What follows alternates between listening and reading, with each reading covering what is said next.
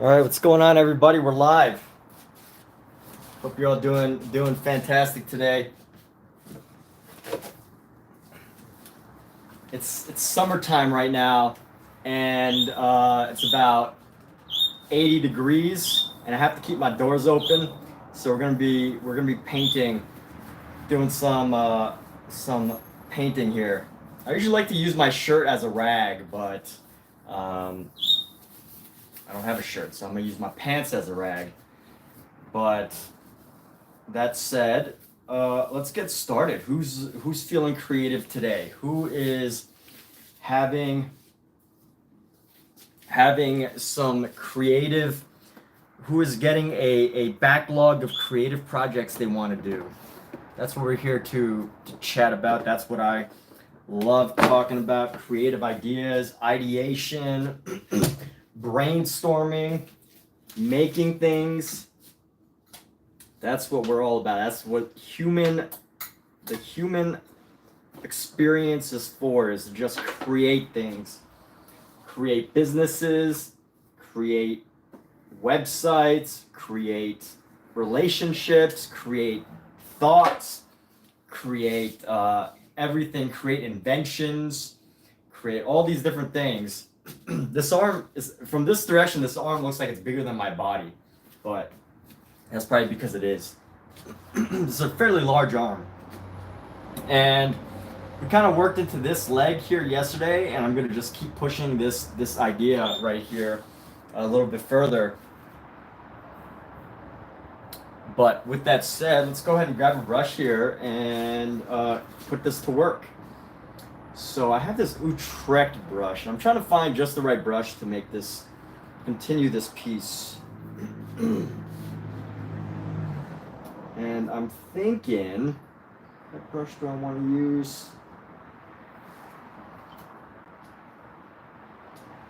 Let's go. Let me air out some of this scent right now. After popping open the doors, after popping open some of the doors or the containers, you definitely get this scent in the room from all the oil paints and everything. So I gotta air it out, and we'll go ahead and do that. And what's going on? Rosie has joined the room. How you doing? We're gonna get started painting here this in a moment, but just ultimately right now, for now, just looking for the right brush to start to bring this all together. And I'm gonna use this, this brush is kind of splayed out a little bit. It's supposed to be a good brand, Utrecht. It's supposed to be interlocked, but these have kind of separated, and this is the brush we're going to work with, though. So let's go ahead and get into this. I painted this arm yesterday. I want to darken some of the shadows. I think that'll help a little bit to separate some of the striation in the arms. So I want to do that, and we're going to play with that idea for a few moments here. Let's pop open a little brown, a little bit of a darker brown, and that's what we're going to do. So let's go ahead and blend this a bit more, lighten it just a little bit.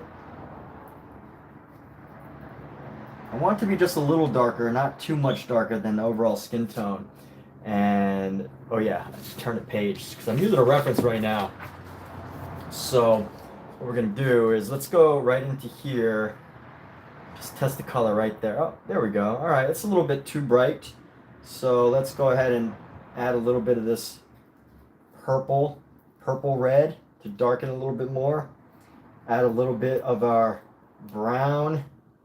I have a lot of brown here, but it's kind of been dried on the top, so I have to basically grab it. I have to pop it like a bubble. I gotta pop it like a bubble, and we're gonna go use this brush and just darken some of the area.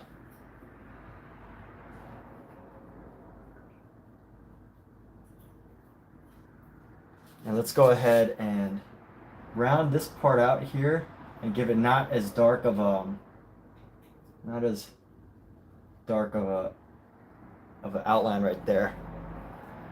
And it actually looks pretty hard line. My art is so cool. Thank you. Love that. Thank you so much for the compliment, Lee. That really means a lot. Cercilius. No, this is not watercolor. These are oil paints. So oil paints. One wonderful thing about getting into oil paint. The bad thing is that there's some smells here in the room that you can't experience right now. But the good thing is that you can just work over areas day after day. You know, if you plan to do this for like long term, you can just work on your projects. Each day, just do a little bit more, and you get the benefit of just, you know, a little bit of paint drying, and you get to add a little bit more of a layer, and then you let the paint dry and you add a bit more, and you let the paint dry some more and you add some more, and it's just this, you just build your painting layer by layer, and there you go. So it's a great thing. So tsukas, puki, are those edible? No, these are not edible, unfortunately. I would not eat oil paints. It is very bad for you.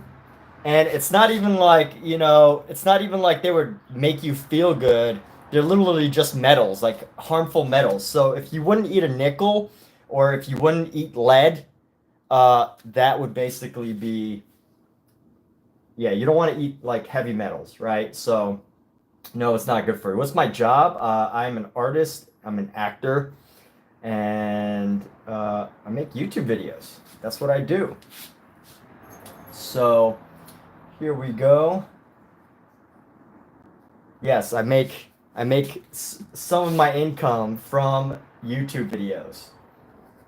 And with that said, let's go ahead and paint in some of these areas. I feel like I can't really be as expressive as I want with this brush, but let's just go ahead and play with it here into this space. And I want to curve this around a little bit, so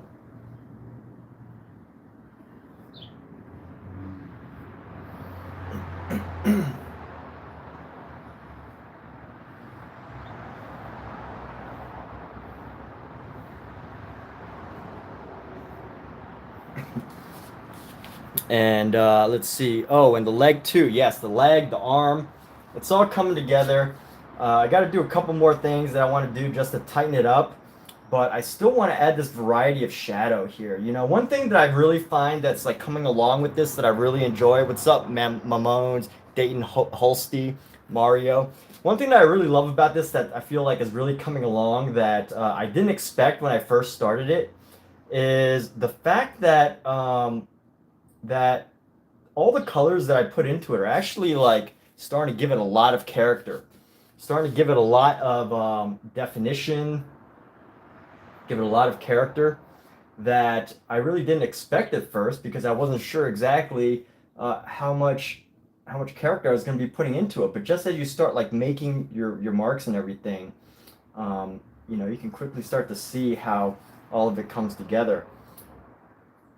Once you start laying down all the different colors and you start like playing with colors and everything. And right now I'm just focusing on shadows, like spaces to like put shadows. So there's probably going to be, if the light's coming from this side, there's probably going to be some shadow on this side of our forearm here. So I'm going to add a little bit of shadow into the veins right here. And another fellow artist. What's up, random artist? How you doing? What's going on with you? You doing all right today? What's your latest project? What's your latest project?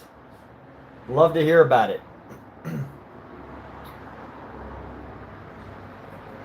So here we go. We're gonna bring this in right there. Bring a little bit of shadow around this edge right here. Let's bring some shadow into here. And I think this space needs a bit more defined.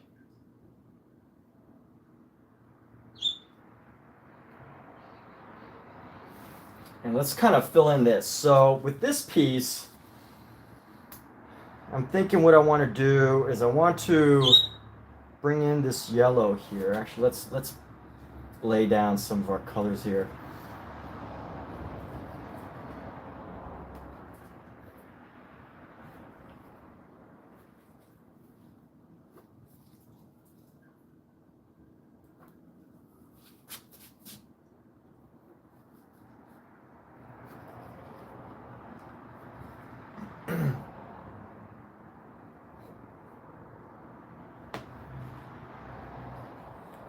And let's go. So we're gonna bring this down, pop that down.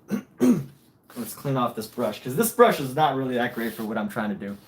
So, doing good. Thanks for asking. How about you? Pretty much just drawing human concepts right now. What's a human concept? Like human concept art, or just drawing people? What do you mean by human concepts?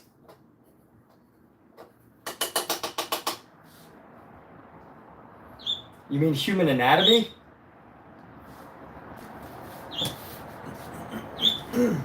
But yeah, I'm doing great. This is the project I'm working on right now. Just drawing out these figures, these bodies, these this human figure here, and lots of oil paint smells. Working through those. But let's go ahead, and this is one of my favorite brushes, by the way. This is actually a Princeton. I forget the name, but I think it's a Princeton brush. By the way, forget the name. What I mean by that, what's up, Nate? How you doing? So when I say forgot the name, there's like Princeton, and then there's like a sub name for this. I forget what it's called, but this is a synthetic fiber, and my goodness, does it hold shape very well. So what I'm gonna do right here is I'm actually gonna blend this space in a bit. Gonna blend in this space a little bit. Gotta find just the right blend of like yellow ochre and white, because I don't want this to be the shape to be too heavy. So we're gonna paint that in right there. Let's go. Let's help to round it out by just adding some light around it. And this light really just helps to blend it in, make it not so harsh of a. Here we go. Bring this white back in here. Make it not as harsh of a line that we're seeing here. That's the goal right now, is to really start to define some of the areas back here. I've been working on this for a couple days, by the way. So, yes, there we go. Smoothing out some of the space here, just giving it a nice smoother shape. Just to help the design here.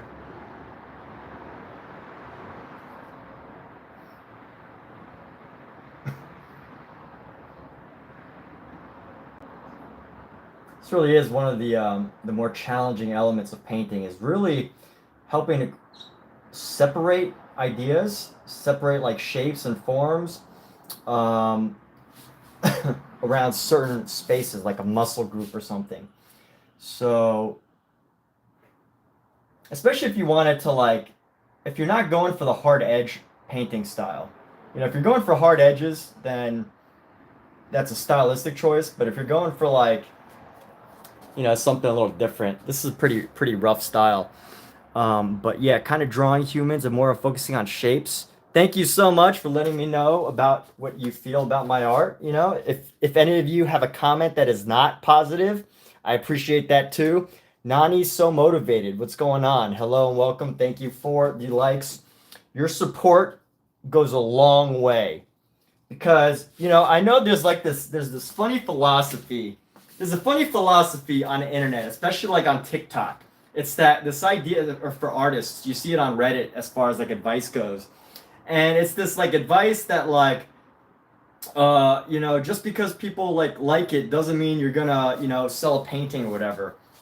And I think that's such a funny philosophy, because, you know, I really think that if you're gonna create content, it's like a total thing, right? It's not just about trying to sell this painting. It's really about creating these connections, these communities, and all those things that people miss out on if all they're focused on is trying to sell a t-shirt or whatever.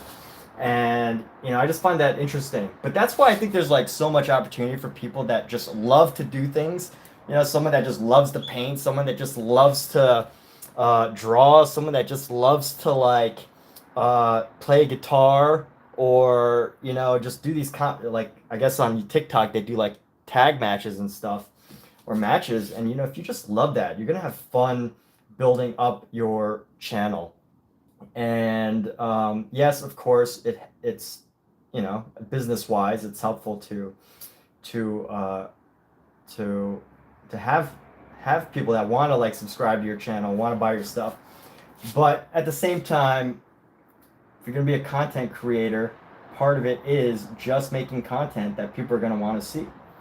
And that's what I do, is I make art that either helps to inspire, or gets people interested in art, or just makes people go, wow, that's kind of cool, that's interesting, I want to try that.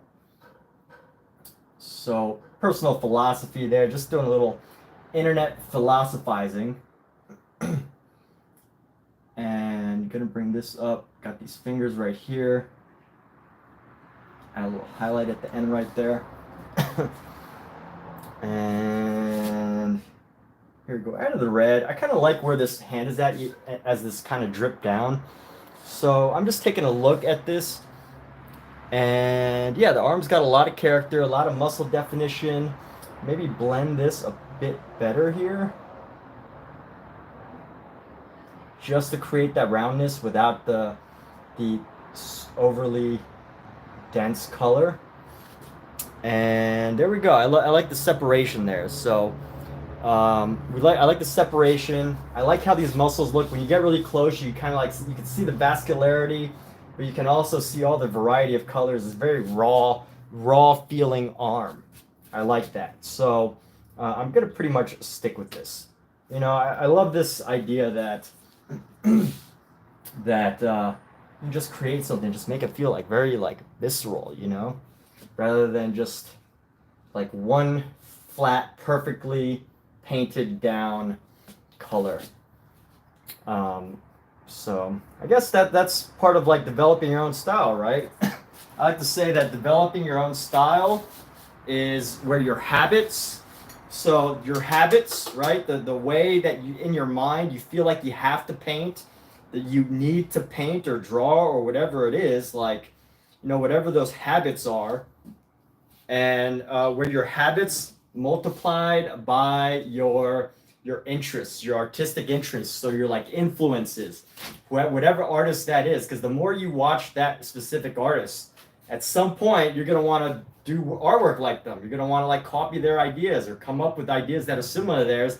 And when your habits meet those interests, and you multiply them together, you're going to start to come up with your own style.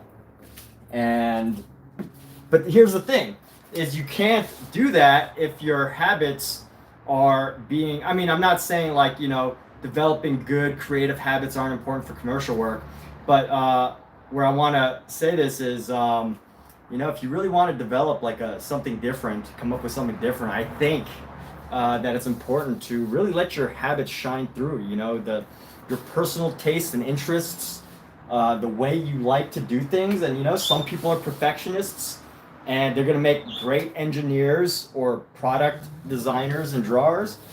And some people are just incredibly emotionally creative, and they're going to be wonderful expressive painters. So just some thoughts on art philosophy there. But let me get some of this green into this thing right here.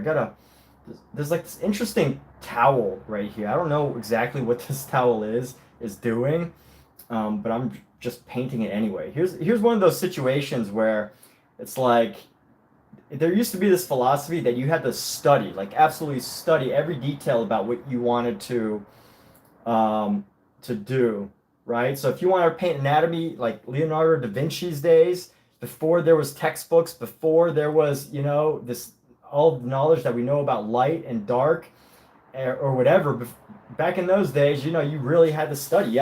Leonardo da Vinci had to cut open a human body, dissect it, and, you know, that's how he learned. But fortunately today, not only do we not have access to that, but a lot of great painters like Richard Schmidt, a lot of great painters today are just under the go by the philosophy that you really just got to understand light. You really just got to understand how like light works together with everything to help create various forms and shapes. And that seems to be a modern concept. I don't even know if I have these veins right? Because like part of me is thinking, well, it's probably a little too vascular, but whatever. It's a very vascular person. He's about to do a bodybuilding competition. But anyway, just understanding how light interacts with these arms, right? As long as I have a photo of this, I can go, hey, this is like where the light's kind of ending. I don't need to know that there's a shoulder muscle here. I just need to know that this is like a round shape that I'm seeing, and the light changes as it hits around the edges of the circle. That's where I think the majority of the knowledge really needs to be as far as painting goes. But let's go ahead and add some of our expressive brush marks here. I'm going to throw in some expressive lines here. And pop some of this. Pop, pop, pop. You know what? I want to work on this arm. But before I do that, let's add in some of the shadow into this space right here. Let's tighten up this shadow.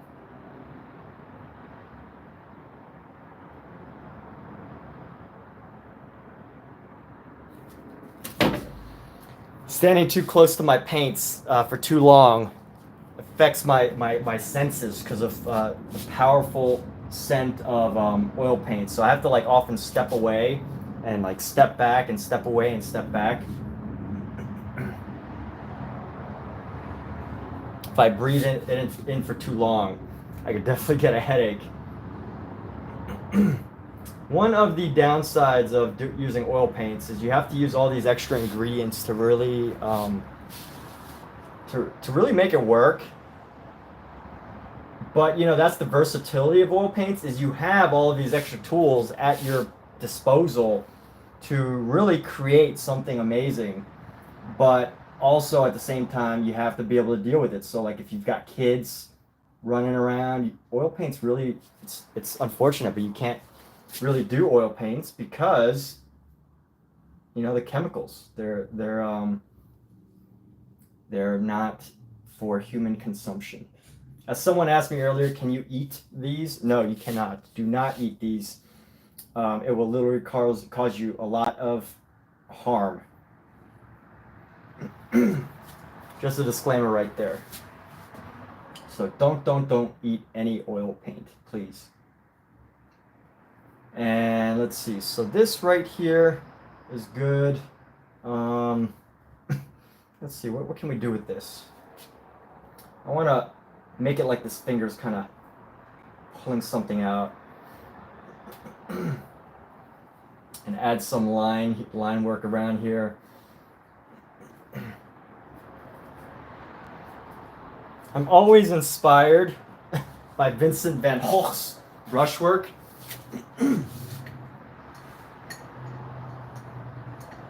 That man was like, I feel like that man just reached a point in his life where he's like, yo, I'm just gonna go all out, just put everything, I'm not gonna be cheap with paint. He was probably like, I'm gonna use all this paint and like paint every painting as if it was the last painting that I would probably paint. And you know why I think I actually believe that is because, you know, back then it was much harder to actually get paints. They were very expensive. It was hard to get. And, you know, you really had to be dedicated to the craft. And, yeah, you really had to be dedicated to the craft back then. Gianna, what's going on? That's eccentric in a talented way. Great job. Thanks so much. Really appreciate you. What's eccentric? This style right here? It's a little eccentric.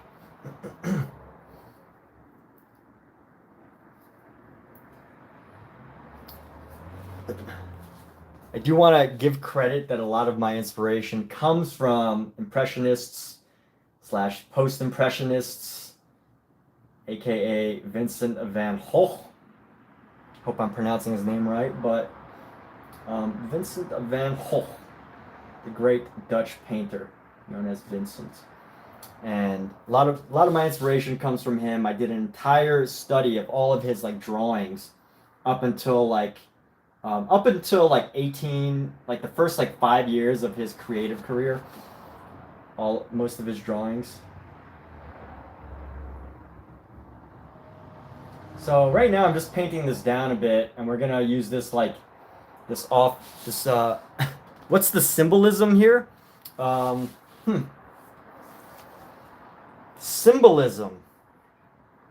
That's a good question. Well, let me ask you. Like, I didn't necessarily. I mean, I guess I did paint some stuff in here that have meaning to me, but not necessarily. You know, when someone else sees it, they might just be like, "What is that?" So I'm curious. Like, what are some of the things you see before I share some of the stuff that I actually just like kind of put in here and explain why? But what are some of the stuff you see that kind of like catches your attention, that you feel that you would look at it one day and you'd interpret it as some sort of symbol? I'm curious to know, and then I'll go ahead and entertain your question, which I'm hopefully entertaining your question right now.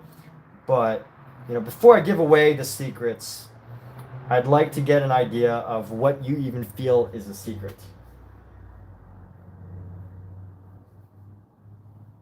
Or is it the symbolism behind a painting style, or what do you mean? Do tell.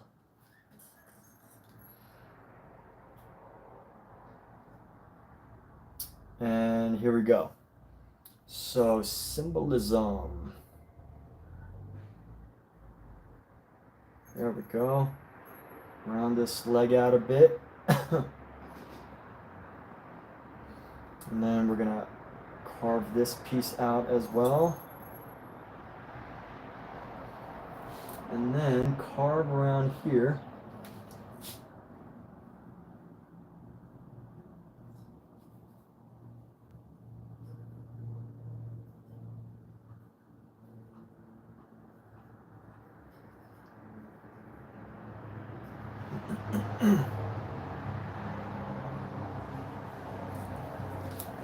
So, may have something to do with like anatomy or something. The hand is holding something. It's detailed, but there's also some bold strokes framing it. Okay, cool. So that's what you're seeing. So honestly, I don't know what this hand is holding. I'm using a reference, and I'll even share my reference with you. This is from originally a drawing book. So this book was originally designed to teach drawing.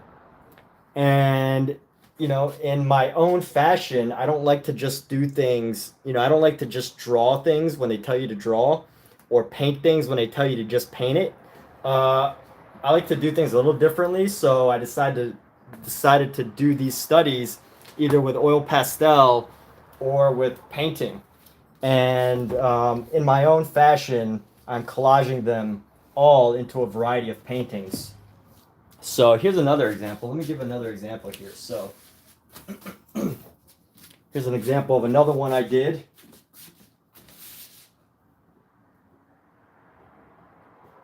Let's give it a little closer of a view. So I love to just add different shapes and designs to these things.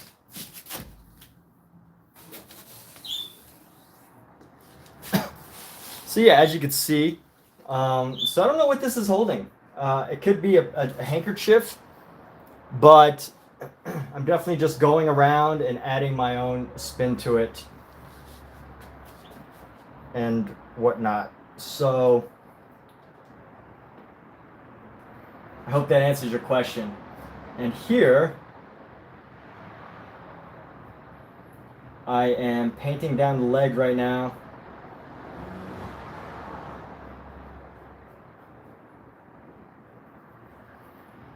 And go ahead and bring in this yellow and just go as this paint starts to add character into this.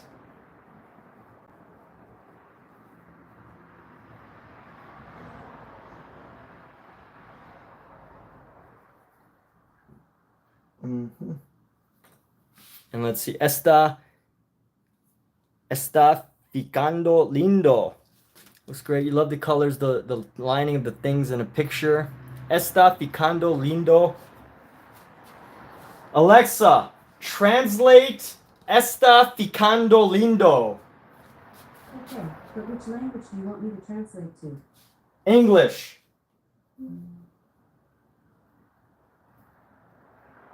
Alexa, translate Está ficando lindo to English. I don't know that one. Does anybody know what that means? Está ficando lindo. I'm guessing it's something I could be thankful for. A comment that I could be very thankful for. So thank you.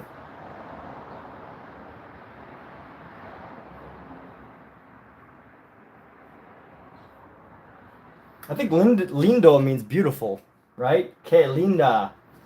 Que linda.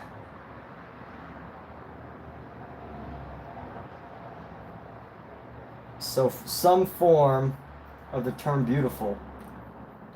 So thank you. That's my guess. I feel like the silver sort of makes you think of machinery, especially with the kind of random shapes. Then the body parts make me. Gracias, Sara Martins. Sara Martins por el complimento.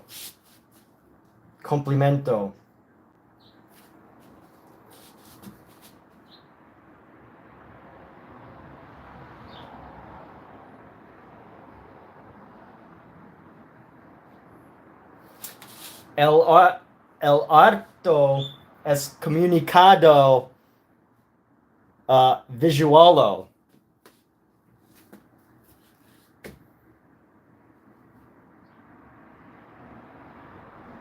I wonder if that meant anything.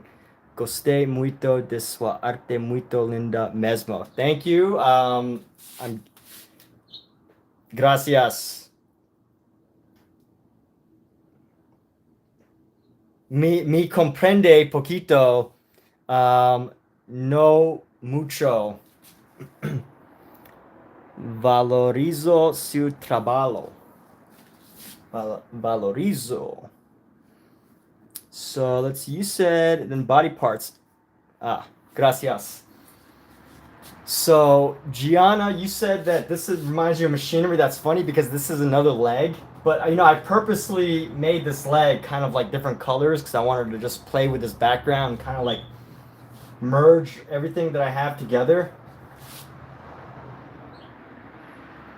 So now that you said that, it's kind of interesting. You never know where an idea will take you.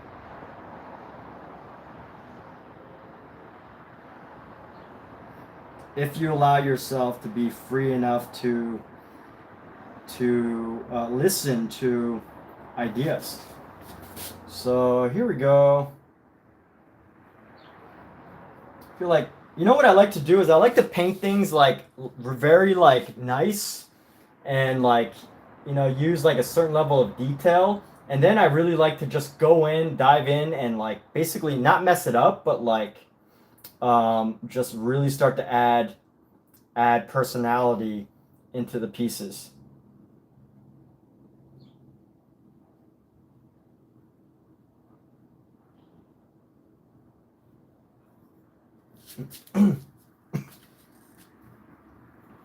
So very good. Thank you.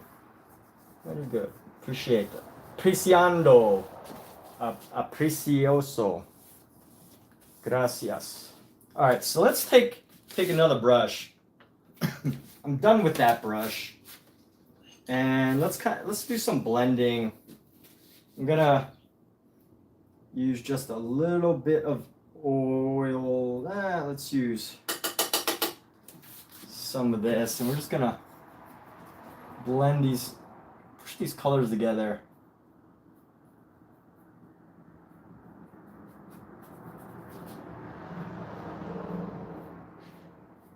Come up with something here. So it's gonna be very wet right now.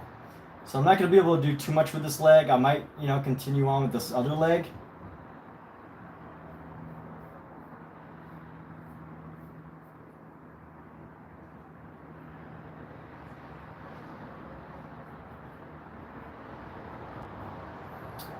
But right now I just want to blend these colors and help to establish the form. Well, I'm getting rid of the veins, but I will like eventually put them back. It's just for now, it's kind of nice to just form this foot right now.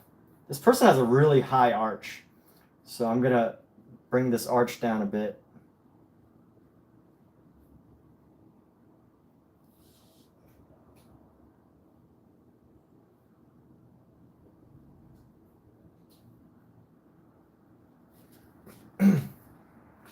Let's see, let's smooth this area out here.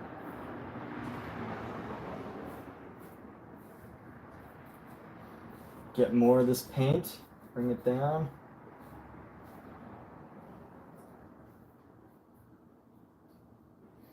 So let's see, Sara Martins, vous dormir. Good night, buenas noches.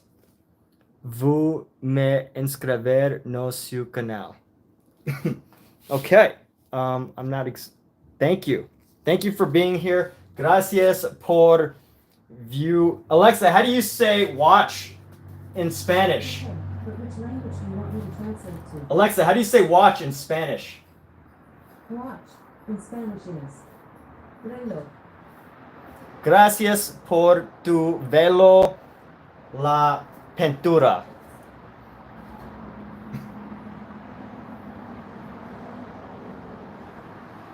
Wow, isn't it great that I have Alexa to help me translate stuff? Alexa, thank you. My pleasure. Just doing my job. Hey, she even had an accent there. She said, just doing my job. Look at that.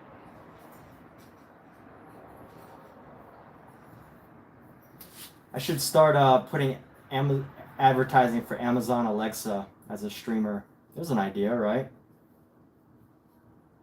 All right, so I'm creating the form of this foot here, starting to define some of the form here, and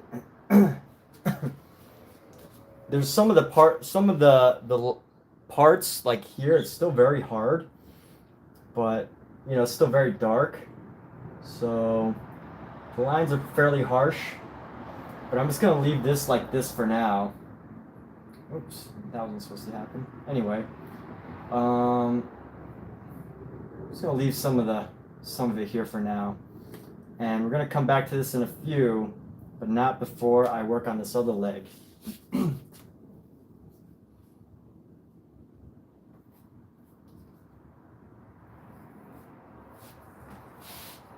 Let's find where else I can put this.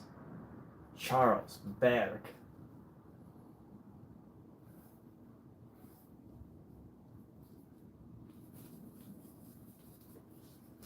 There we go. Always throw color around. So knees are weird. Hard to draw or paint, especially from the side angle. Yeah, knees are totally weird. They're very funny. Because they have so many like little pieces that you gotta like some interesting shadows. Like even these knees aren't that accurate, by the way. So a little fun fact: this book doesn't teach drawing of the natural human form. This book teaches drawing of classical training. Classical training was based on, original classical training was based on like statues. So it'd be like a stone statue that would be drawn. So you basically draw a stone statue. And I'm airing out the room because I use a lot of mineral spirits with my oil paintings. So mineral spirits help to thin out the paint, so it becomes more spreadable, easier to spread. So I gotta air out the room every once in a while. It's very hard to paint during the summer with oils because if you paint during the summer with oils, I have to keep the doors closed during the afternoons because otherwise it's gonna be so hot in here. I need air conditioning. And if I really want to paint, I just have to suffer through getting a headache later on. But it's all worth it because I love doing this. So anyway, knees are weird, especially from side angle. That's really cool. Cool. Yeah, thank you. So let's go ahead into this. This is a piece that I let drip yesterday. So I put a little bit too much mineral spirits and I allowed it to drip. And because of that, some things have happened. And you know what? I'm gonna do it again. I'm gonna allow it to drip again. So we're gonna go right up here for our white. And we're gonna flatten some of this.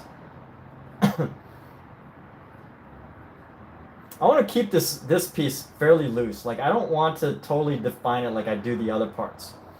Because I do like the way that the gray is playing playing in the background. So I really do want to keep it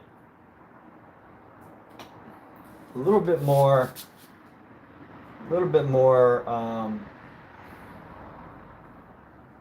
gray and black. Keep the colors fairly loose.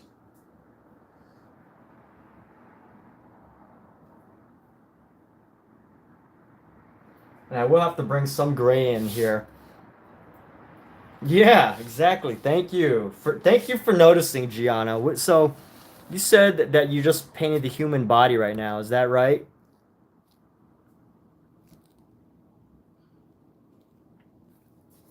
How's that? So like, do you do like anime or what type of style of drawing have you been learning from? Or are you just drawing totally from observation and just honing in your own specific way of doing things? Out of curiosity, tell us about your creative practice.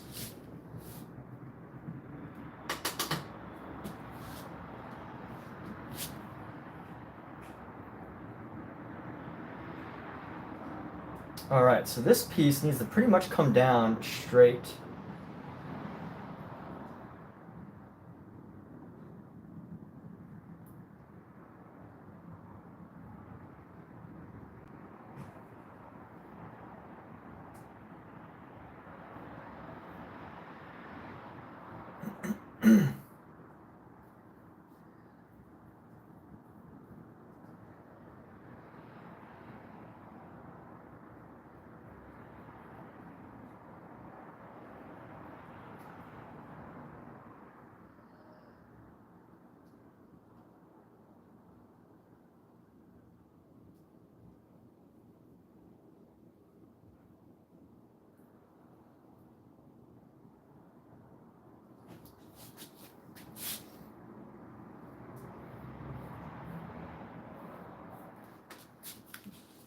What's up, Amino? Welcome. Thank you. How are you doing, Amino?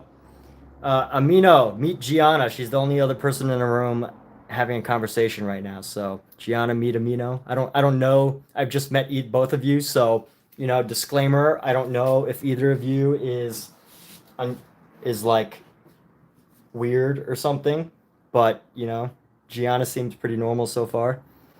Well, I was into fashion for a while, so you mainly draw outfits. That's fantastic, but you haven't really made art. Drawing. Okay, fantastic. Religious figures. That's awesome. There's a very huge market for that. So great that you're tackling that because if you can really get that classical look for that artwork, and you know what? I'm not personally like a Christian art like lover, but some of the best art, most classical art is very based on Christianity, like or whatever.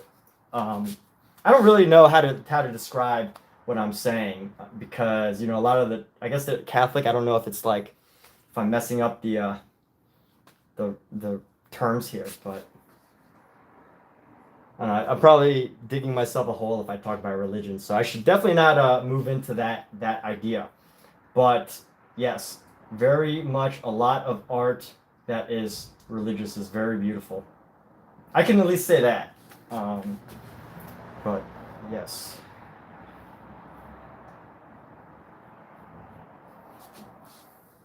It made me stutter.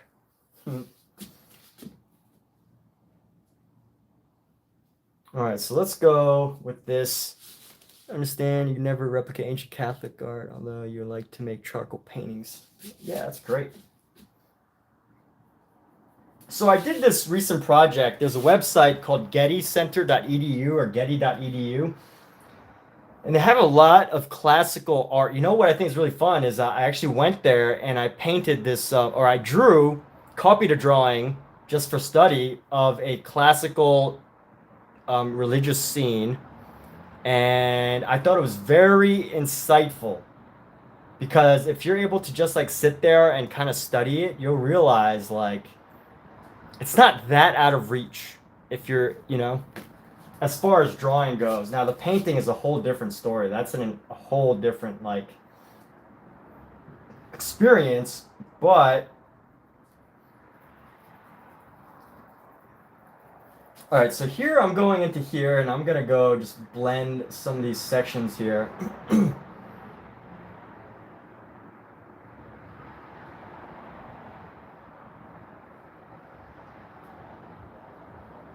I mean, I'm not saying it's easy. I'm just saying that, like, if you really, really, really want to do that classical style, you can, search for the resources and you can, like, you can hone your style. You can really make an impact on your drawing by studying those classical pieces. And let's see. So I'm going to go down here, continue blending in this shadow in this space right here.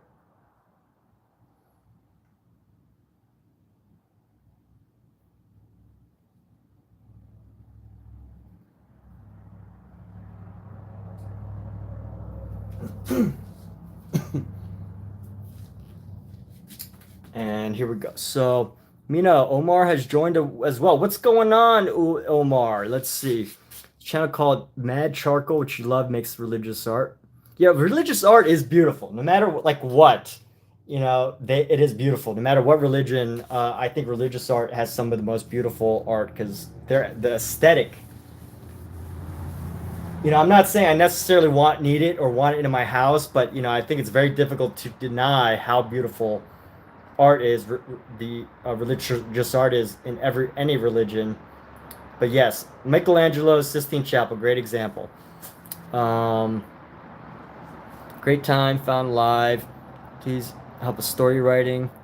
Talk between a main character and a mysterious street artist drawing the character. People who make profound yeah, they do. So Amino, you just asked me a question. You need a talk. So what kind of talk needs to happen? Can you describe the scene, give some detail?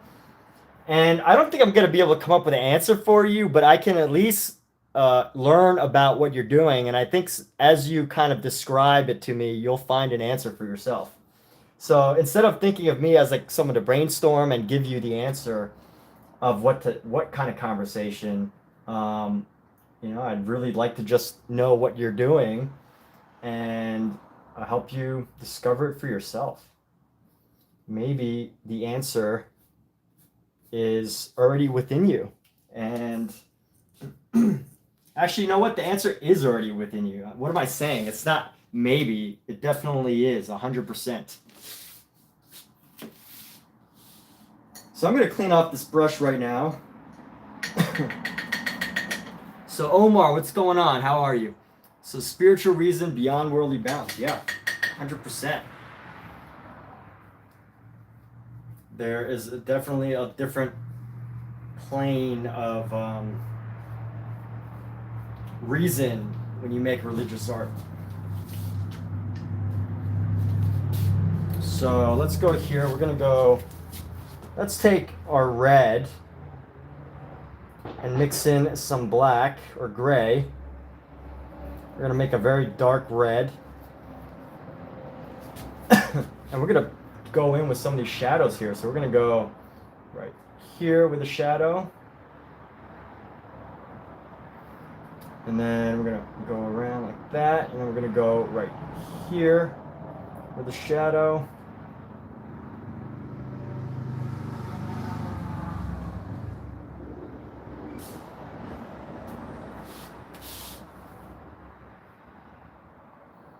And then right around here, we're gonna have a couple leg marks. Oh yeah, and this also needs a little bit of a mark here, like right under the toes here.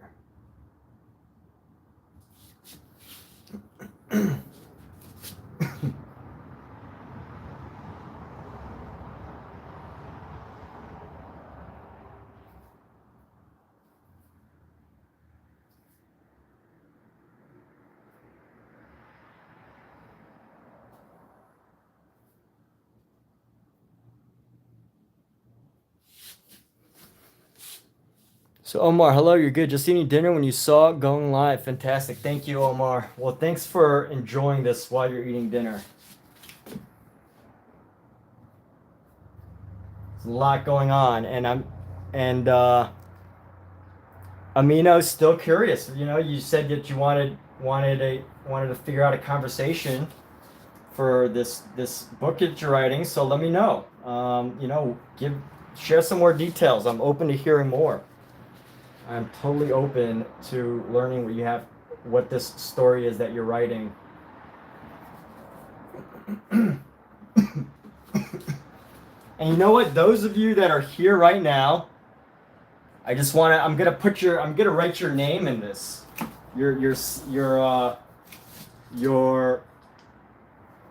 Give a special thanks. So, you know, if you're here right now, I'm sure you just typed in a chat, Amino, Omar.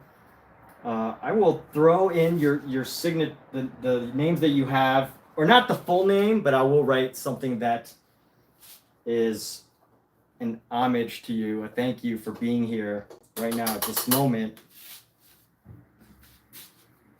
And let's see, I can throw these thank yous.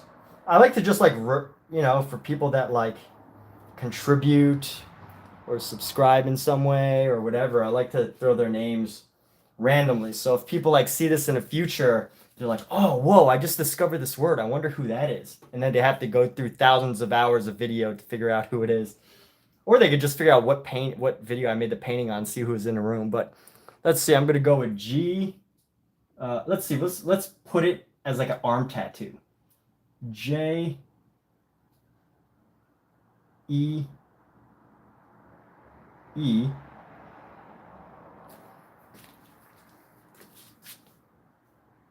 And we're gonna do another one. And then I'm just gonna put the initials O-M, like I'm just gonna put O-M for Omar.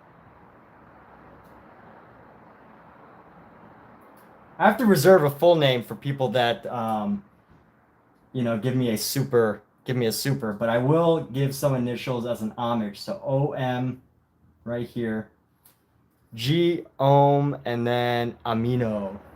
What's that? Amino is cool. I think amino is a unique enough word that I can put the whole word. Because people will look at it and they'll be like, what's amino? Is he a scientist? So here we go. Let's go. Where does amino go? We're going to put amino up here.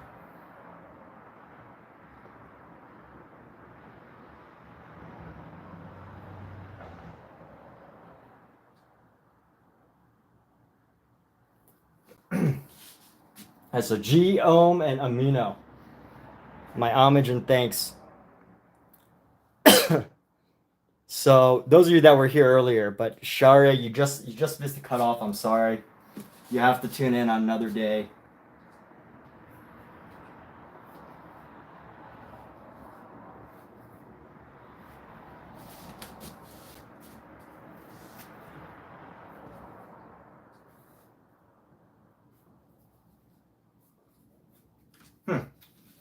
I'm about to start on another body part soon, because I gotta let this dry.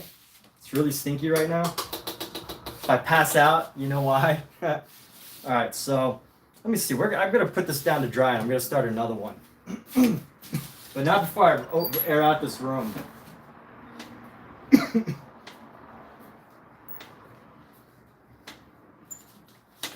This is my workout for the day.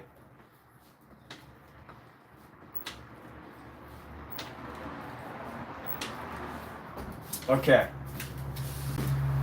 So we see, let's see. All right. Not expert in English. Okay, that's cool. Try your best. So it takes place in Iran, just to get familiar with the atmosphere. Main character is you. 3 years that you're writing it. Okay. First character is really depressed. And one time he's in room, lamp breaks, finds another one in the streets. He has no parents. New lamp can talk to him and guide him.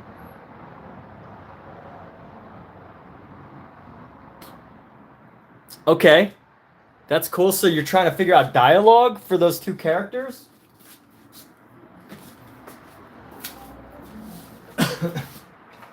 Is that what you're trying to do? Is just figure out dialogue for the characters?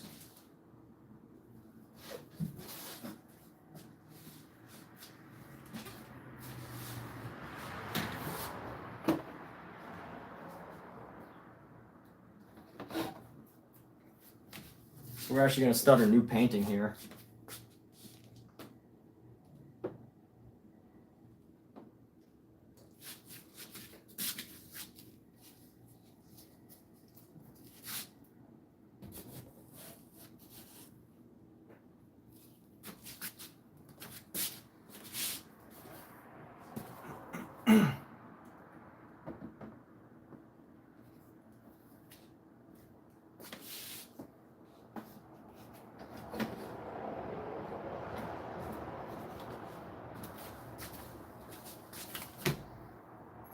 So let's see. Fascinating story. Honor like an achievement. Super late for you. Hey, take care, Gianna. Thank you so much for being here. Thank you so much for tuning in. See you soon. Have I taken art lessons? Yes, I've taken many art lessons. Most of my work is just one big art lesson. I'm constantly taking lessons from even my own art.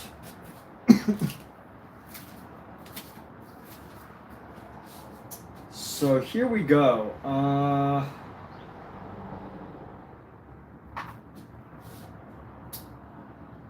I need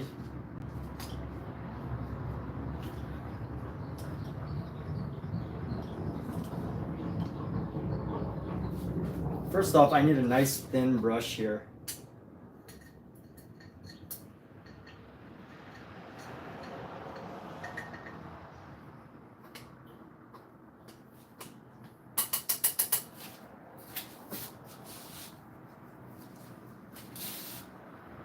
So Saryo, how long have I been painting? So I've been painting for about a year, like actual physical painting for about a year. But you know, I learned a lot of the fundamentals.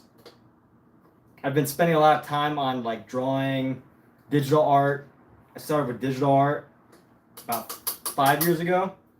So it's not like, you know, you just kind of jump into painting and this is like just a year of progress. You know, it's good to like know the fundamentals and the fundamentals in digital art are pretty much the same, except as far as color theory goes, perspective, except in digital art, you can, you know, endlessly perfect a line.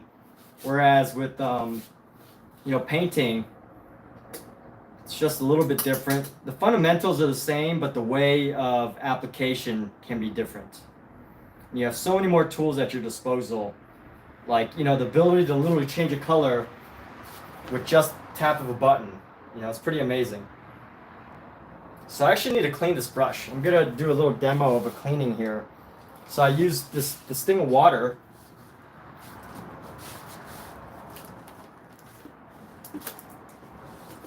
And I use this cleaner. So you're logging off now too. Hey, thanks. Great to see you, Omar. I like how everyone's leaving as soon as I put their names on. Thanks, people. Ah, I get it. Once you've used me, you're just gonna abuse me, huh? Just kidding. Y'all can leave. Appreciate you for being here. So anyway, let's do this. So I'm actually cleaning right now. This is a cleaner. It actually smells really good. It's a really good soapy smell.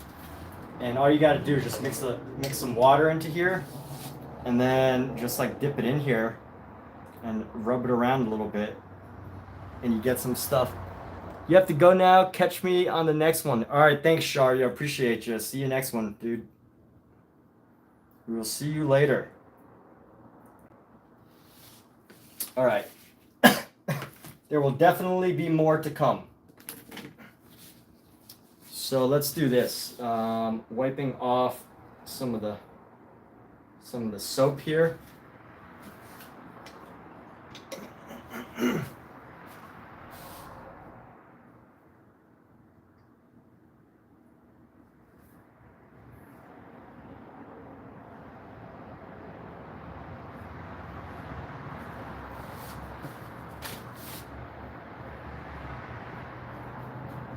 Just want to rub the fibers together in order to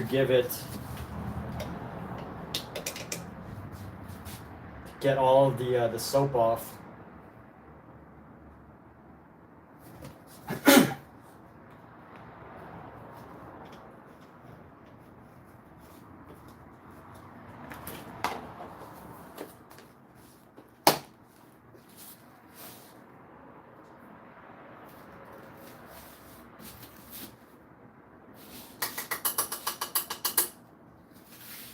All right, I think we're good to go here. So Katie, what's going on? What am I going to be painting? I'm going to be painting, the first thing that I'm doing right now is it's going to be a leg. I'm going to paint a leg. Wow, Omar. Hey, Omar, thank you so much for the super chat. I appreciate you, dude. Really do. Thanks. Yes. All right, so what am I going to be painting? This is going to be a leg. So here we go. We're going to be doing a leg, and I'm going to be starting with the red. I actually took this brush. This is going to help me get like a finer tip, hopefully. And the reason why I say hopefully is because I've used this brush quite a lot now, and it doesn't hold its shape like it's used to. But we're gonna make it happen. So Brandy Stormer, Marcia Lariche. Let's see who else is here. Josette and Rosie. Yes, we're gonna be starting a leg right up. Let's figure this out. We're gonna do one leg. We're gonna use rule of thirds. If you don't know what the rule of thirds is, it's a compositional technique. You basically break up your sections into thirds. So 1, 2, 3, 1, 2, 3, and you separate it with 2 lines each, right? Because you do like 2 lines, and then you have 3 sections. But you got to make them equal. So like every column or every row has to be equal into 3 sections. Now, the more accurate you can make it, the better. But you know, I pretty much just guesstimate by eye, like what a third looks like. So you know, I'm kind of guessing that a third is gonna be right here. I actually want to start differently. I'm going to start from right to left. I always like to switch things up, maybe a little too much, but we're going to switch things up, and I want to make a smaller leg. So let's go like this. We're going to start down here. Actually, let's make a smaller leg than I usually do. Let's go right here, just sketching out the leg here.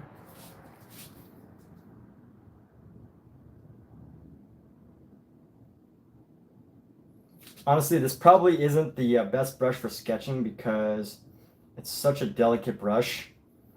Like, it is a very delicate line that I'm making. And I have very shaky hands. I would not have made a good surgeon like my parents wanted me to be.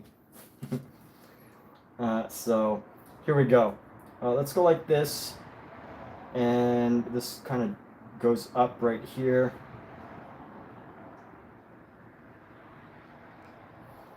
And we're gonna go, but you know, if I had become a surgeon, I wouldn't be making art right now, and that would be sad. I would just be saving lives, which, you know, is arguably better. But you know, there's people that doing that absolutely love it. So thank you for all the doctors in the world.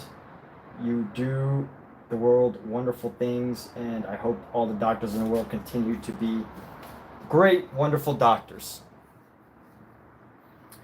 Logan Paul said it best when he says, we need more doctors, not people dreaming of being YouTubers. Now, obviously, I don't really listen to him. He's younger than I am, but you know, I kind of think it's good advice, even though, you know, he's probably the last one that should give it because that's where he made all his money, you know.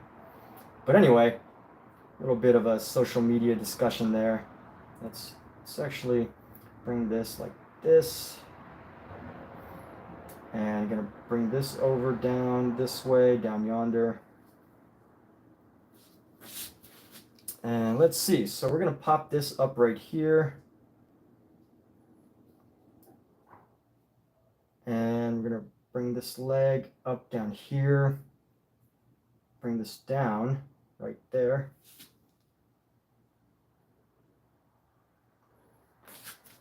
So here we go.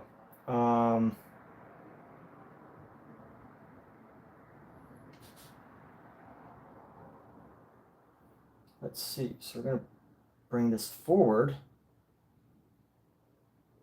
Bring this thing up right here. Bring down a toe.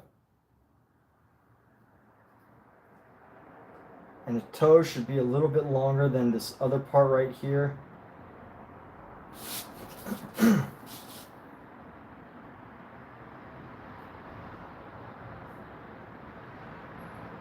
And honestly, I think this needs to go further back right here.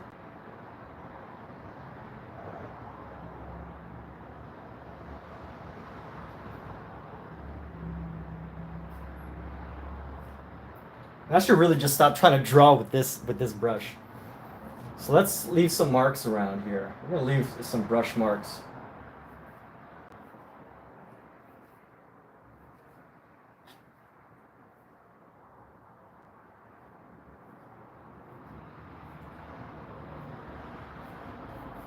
Use up the paint on this brush.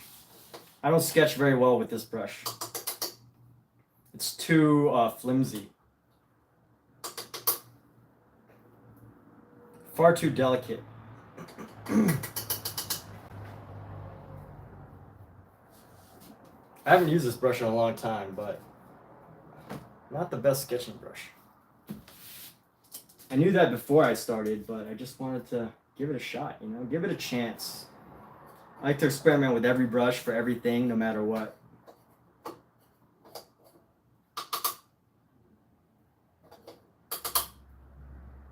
So let's see.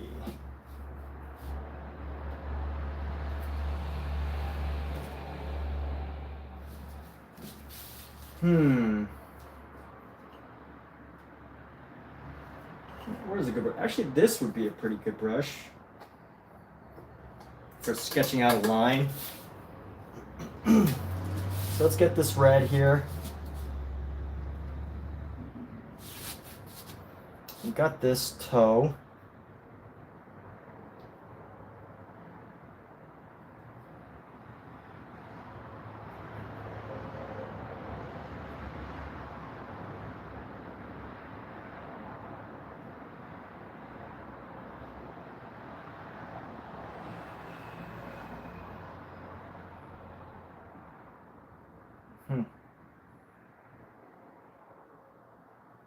One, two, and then three. So what's going on? David Rodriguez.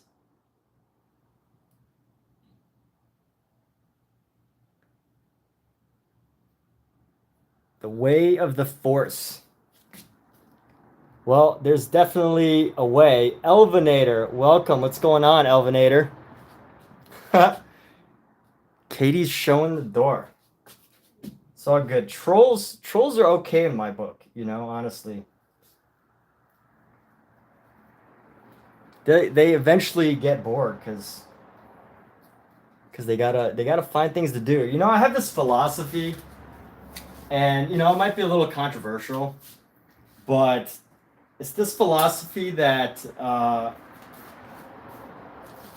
that assholes or trolls, they really should be like given some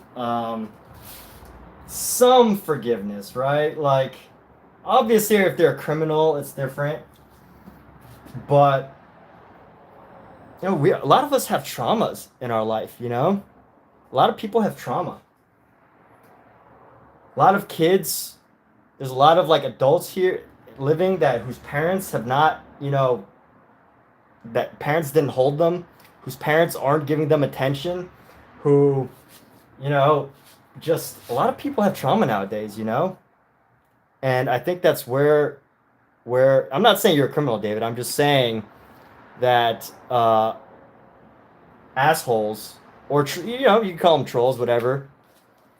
Not everyone has to tolerate them. I'm not saying everyone should tolerate them, but at some level, you know, they deserve some compassion. Some of them. Not saying everybody. I don't agree with the fact. I'm not good enough to give compassion to everybody, but for the typical internet troll, I think they just, it's kind of sad, right? Like, to really think about, Katie, someone's like best like thing that they could do in their life is to just go into people's lives and make fun of them or whatever, I guess. It's really sad. But anyway, so what inspired this piece? What is the inspiration for this piece? So I am working, this is based on studies of Vincent van Gogh's. So Vincent van Gogh did these drawings back in the day. He studied this book, not this specific book, but what made this a reprint. So this company made a reprint of all of these pieces. What's up, Elvinator? How you doing? So they made a reprint of all of this, and Vincent van Gogh's brother was the company that was Goupil AC was the company that published this. And Vincent had done tons and tons of studies in his book, and I'm obsessed with Vincent van Gogh. So, yeah, I have a mild obsession with Vincent van Gogh, and I decided to just see what this book was all about. So I picked this book, and instead of just doing drawings, I wanted to do studies of it. So, how wholesome I am. Please draw you. You know, David, because you're a troll, you're going to have to pay me to draw you. You have to super chat me $5 first before I'll draw a interpretation of you.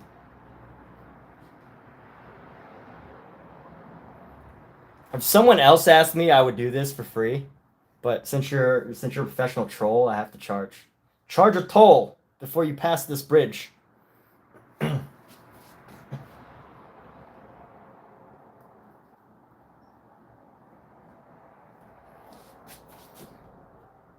All right, so let's see.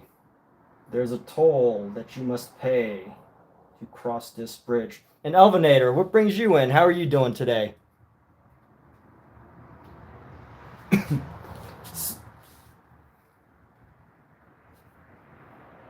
So you gotta click super chat. So there's a little window around here somewhere that you can click to send a super chat, and then you click that, and then you just go through YouTube, and it should work.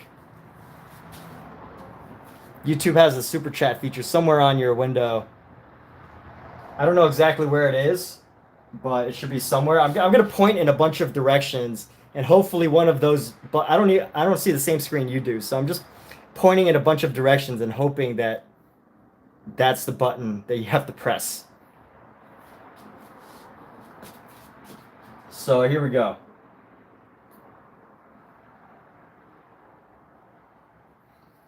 And we're gonna go with this. Oh my goodness! What you said? What is SEK? My goodness, David. Thank you. Alexa, what is an SEK? 1 Swedish krona is about 9 US cents. Alexa, how much is 27 SEK in US dollars? 27 Swedish krona is about $2 and 55 cents. All right, well, you know what, David? You didn't quite hit the five mark. The 20, so 20, you sent about 250. You still need another 250. But I will draw half a face for 250. If you want the full face, I'll draw the rest of it. So let me clean off this brush for you. I'll do a little bit. I will draw a David's face as I imagine it in my own mind. Why is this brush? Oh, this isn't even the right brush I wanted to use. Let's see. Let me find.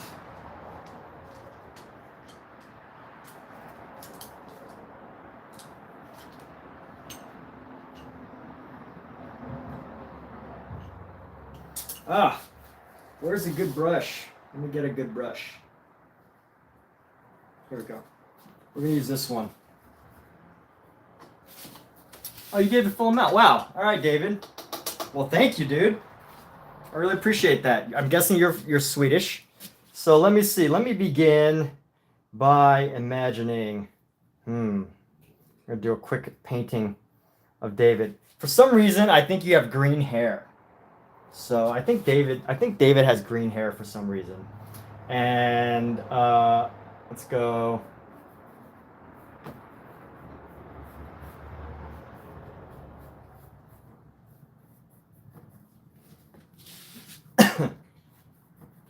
And I think it comes in the front, kind of folds from side to side in the front, like right here. And then let's go. If you're Swedish, you probably have naturally amazing blonde hair, but you probably have amazing blonde hair as a Swedish person, but for whatever reason, natural blonde hair, but for whatever reason, I feel like you colored your hair green. I don't know why. Maybe you like the Joker. But let's see. So let's go. Need brown eyes. All right, I'll at least do the brown eyes here for you.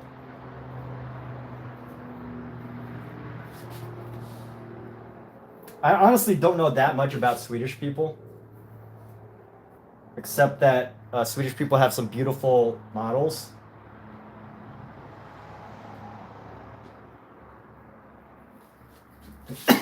All right, the brown eyes have started, and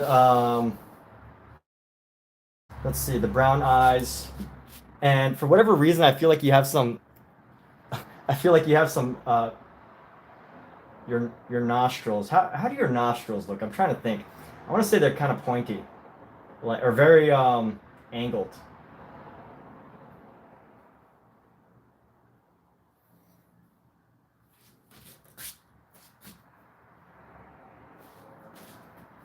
And so this is just the start. I'm gonna really build into this, by the way. Let's see. Trying to imagine this face. What does David look like? Green hair, brown eyes. A very I don't want to say pointy. Pointy is not a nice word. Like a very sharp nose. Very sharp nose. I'm gonna blend this in with a. I'm guessing you're tan. You're like a light tan. I think that's pretty usual. So I'm going to give you a light tan. Let's work this in here. Got a little bit of yellow, tan. Give you some eyebrows. It's like pointy, somewhat pointy. And let's get this other eye right here.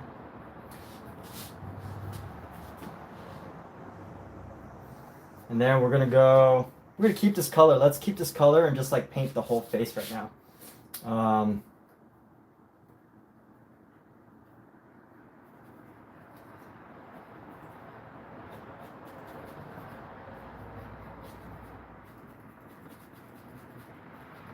I think you have I'm gonna imagine that you have like a fairly long face. This is somewhat of a long face, I feel. So I'm going to give you a longer face. I don't know why I see this about you, why I imagine this about you. But a longer face with a very sharp nose. And let's see. Pear head, yeah. I'm still deciding. I can't quite visualize your nose yet. I can't quite visualize your lips yet.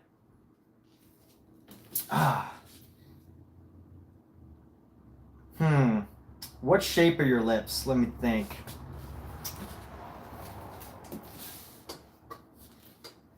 I think I'm fairly accurate with this like tan color that we've got going on right now.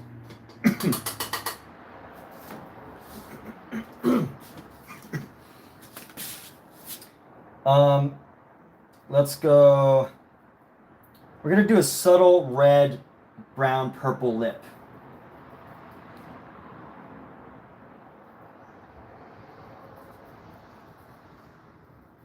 Maybe this will look like lipstick. I don't know, but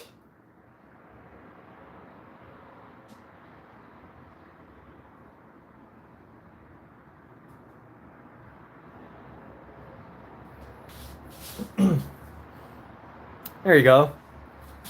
So lip right there. Let's get back to this skin tone that we were going for. Let's just like paint it in. Here we go. Doop doop doop doop doop doop. Let's get a little crazy with this, huh? Shall we? So we're gonna go around. We're gonna circle your face, give you some outline with red here, and then we're gonna throw in some bam bam red color into your hair. Let's give you some an expressionist feel, dude. And then right here, gotta fill in these spaces here.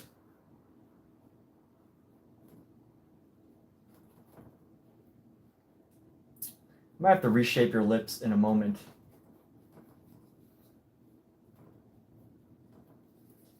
Let's give the highlight on the tip of the nose and actually in the eye. There we go. Give a little highlight in the eye right there.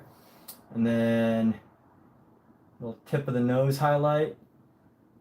Come across the forehead with some white. Give you some cheeks here.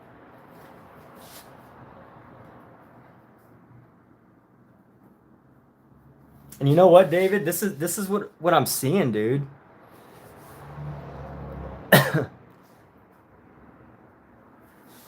This is honestly what I'm seeing. If you have longer hair, here we go. I'll add some black to your hair.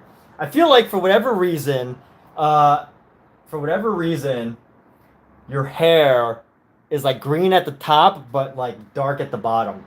That's the vibe I'm getting right now. So here we go.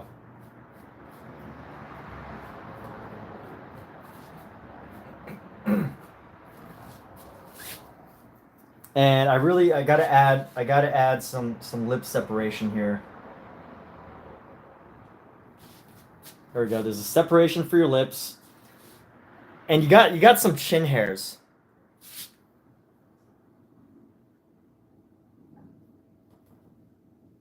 And like a little bit of a mustache. But not that much.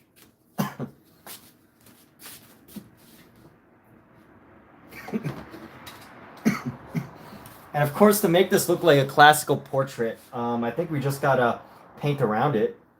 And let's go with yellow. Let's actually, yellow might not be contrasting enough. We got this red and yellow right here, and I got the green hair already.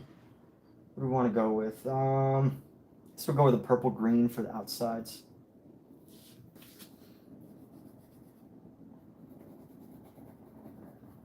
Separate that. There we go.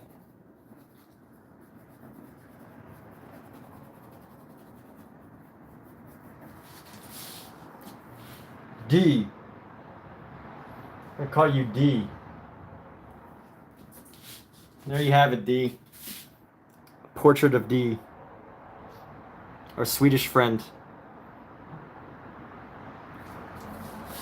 Yeah.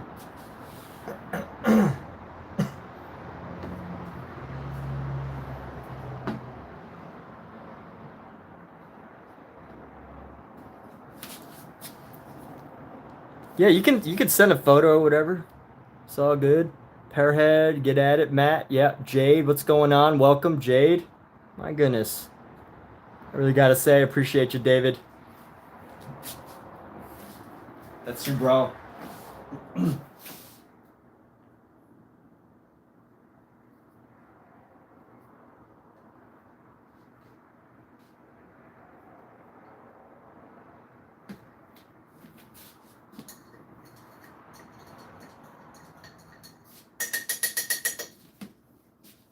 Yeah. Wow, David, you're my best friend right now. Thank you, my friend from Sweden. You know, I'll be honest with you. Why am I so nice? So I'll be straight up. So one thing I learned, I actually worked for Jordan Belfort, the Wolf of Wall Street. I worked for him not before he went to prison. You know, I worked for him after he got out of prison, and I was working on his sales team when he was selling his sales training products.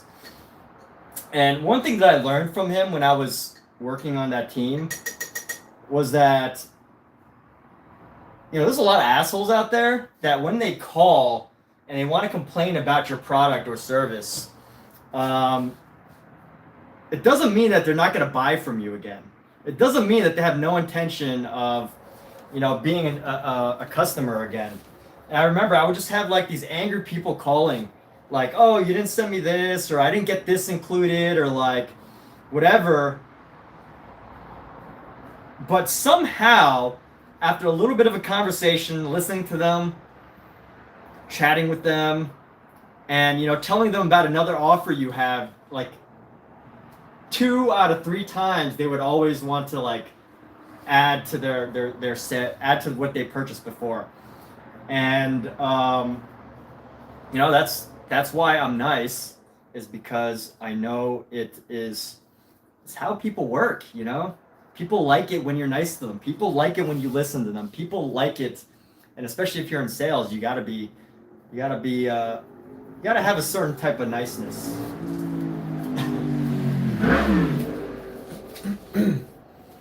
And you know, that's how you earn customers, I guess.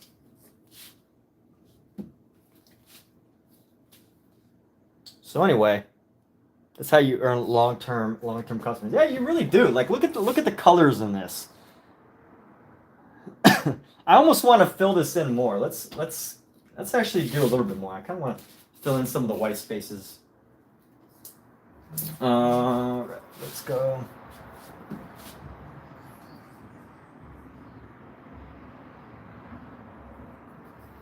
I'm gonna let's throw in a little bit of green.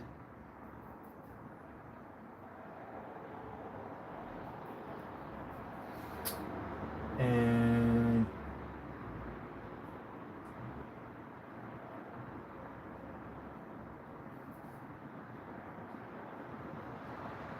fill in some of the white space. There we go.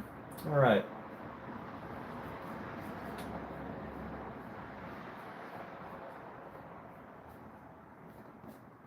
Okay, so you know, I'm gonna go back to my original painting. Thanks for being here, David. And I also like to say in my room, I tell this to my moderators, you know, people can make fun of me or troll me, just don't, you know, talk crap about each other, and we're cool.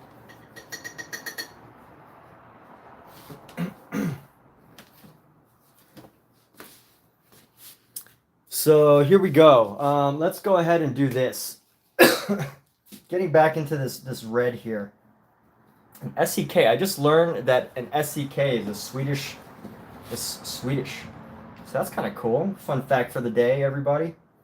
SEK is a Swedish currency. So we're gonna go up here, and this needs to actually go up deeper, and then out a little bit more. And let's go bring this up right here. And this should still not be as high as this foot right here. So we're gonna go boom. We're gonna go boom and boom. Katie, wow. Thank you. Appreciate you, Katie. Much love. Thank you. Okay, I'll put. You know what? For y'all, I'm gonna add something special.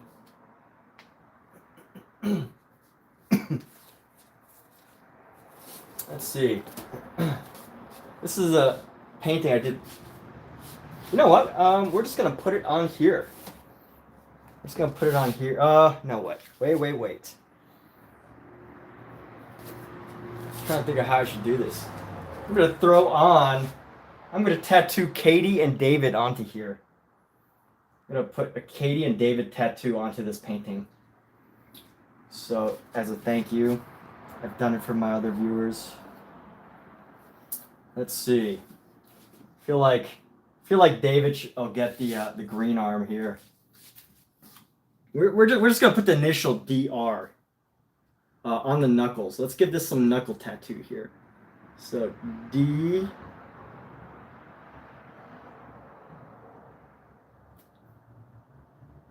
R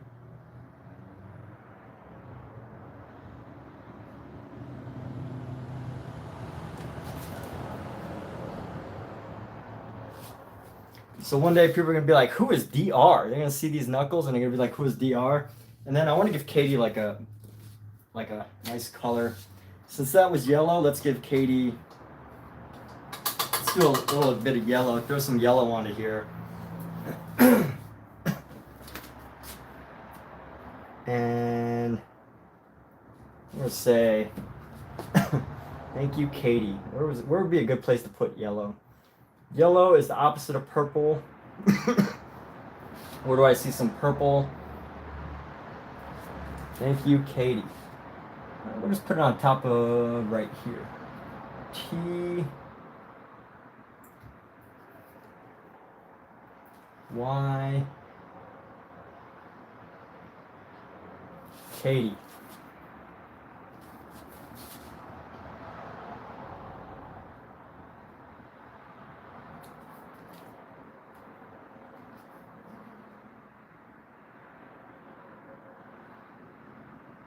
T I E. All right. Oops. Little painting back here. So thank you for the supers, y'all. Really appreciate that. Thank you, Katie there. And then DR, you got a knuckle tattoo on his hand right here.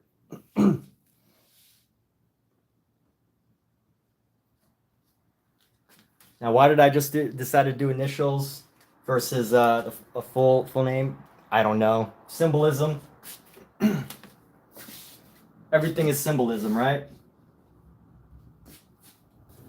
So there we go. I like to do that. Some of my other paintings have other special people on them. I do find it interesting that one day I will be able to do artwork and people will be like, "Oh, who's that? Whose name is that? Who is Katie?"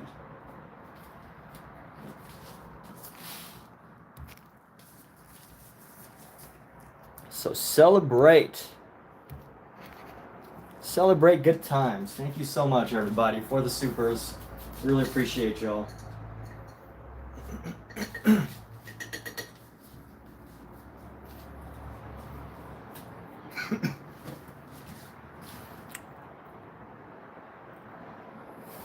So you can tell your grandchildren. Yes, tell your grandchildren. Are you close to having grandchildren? You don't have to tell me. You can keep it privacy. I'm just having conversation. So let's see. Let's go. Actually, this needs to be pulled back a little further. And this foot looks a little weird, but it's okay. We're gonna make it work.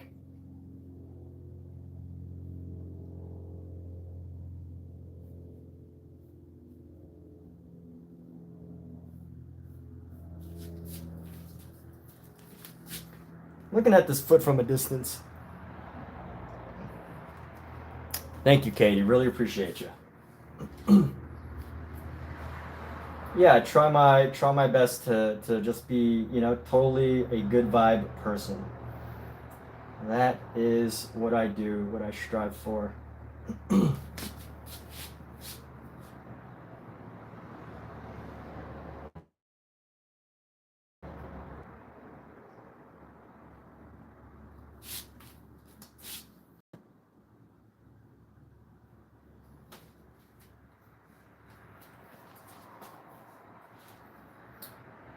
So another reason why I'm nice is I've been listening to a lot of Deepak Chopra lately. And I listened to this really good audio tape on Audible. It's Paula Oleska, and she was like talking about anger management. So I listened to those two tapes, and it's really like kind of just made me really think about not my anger. I don't necessarily have anger issues myself. Although, you know, I'm sure we've all had like those moments, but more importantly, it made me realize like, you know, what about other people's, you know, potential anger issues or challenges, or, you know, what makes people kind of like do things that they do sometimes. And you know, as long as it's not malicious or something that's totally like, you know, totally inappropriate, I think that there's a level of compassion that needs to happen on the internet.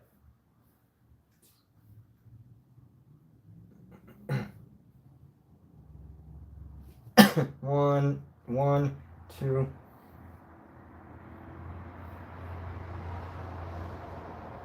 So here we go. This is gonna pop out a bit further.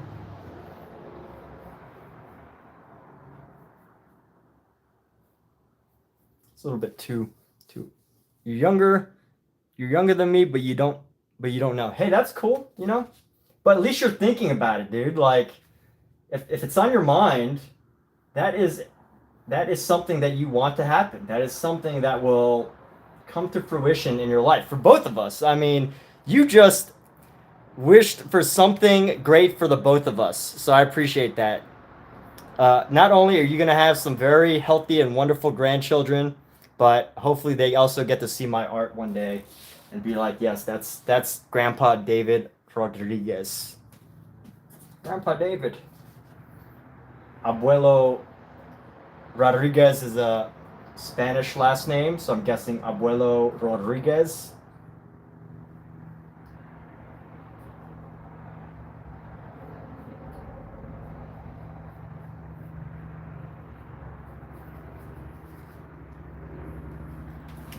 And here we go. Is that right? Abuelo? I feel like abuela is definitely grandma, but abuelo is not. So this leg is pretty darn long. I'm gonna figure out how to adjust it here. Let's go like this.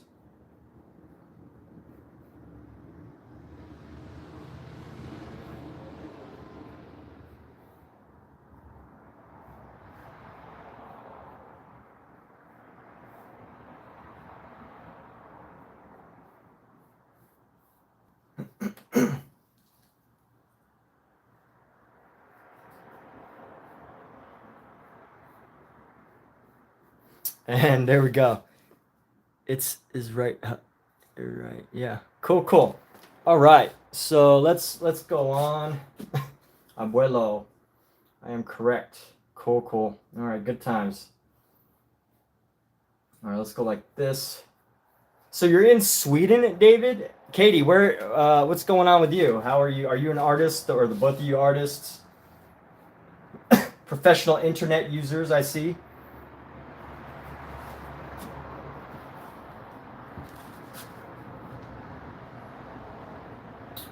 We're gonna figure out how to do this ankle, this knee here. This knee's got two marks. We go right there.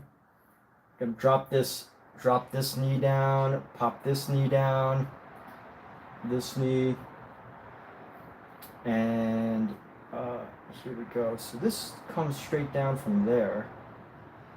It's fairly accurate. And this bottom right here, this needs to be.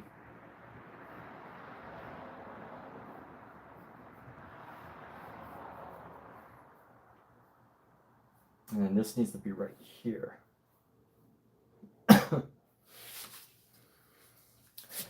And we're going with this leg. And let's go.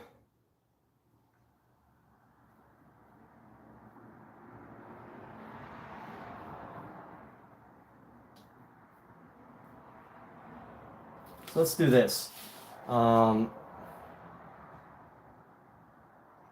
All right, so we're gonna go darken this red, and we're gonna use this purple right now. We're gonna just start to create these shadows, like formulate some of these shadows. And once you start to really add in these dark areas, it becomes really easy, really quickly um, to really start to create the shape of what you're working for.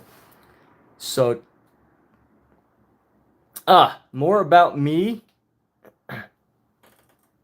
I mean, you don't necessarily need to tell more. I'm happy to tell more. But I don't know. I mean, do people really want to hear about my childhood growing up? I had a dog when I was a kid. I love dogs. I'm Chinese. So if I'm Chinese now, I was probably Chinese as a kid too, in my childhood. And what else?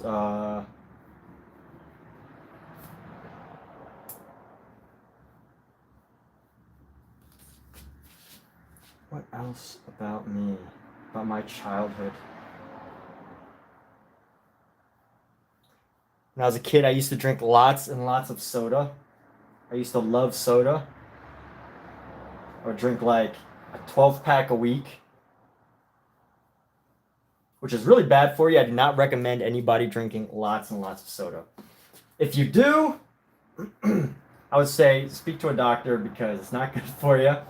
But yeah, you used to draw when you were younger, but you lost your touch, couldn't get back into it. It was like writer's block, but for drawing.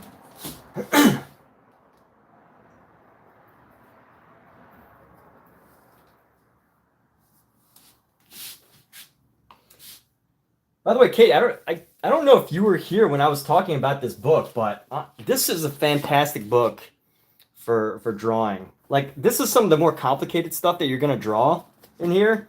But look at this. Like this, there's a lot of complicated stuff, but it starts with some really, really easy stuff as well. Like, you can draw this foot. Anybody can draw this foot.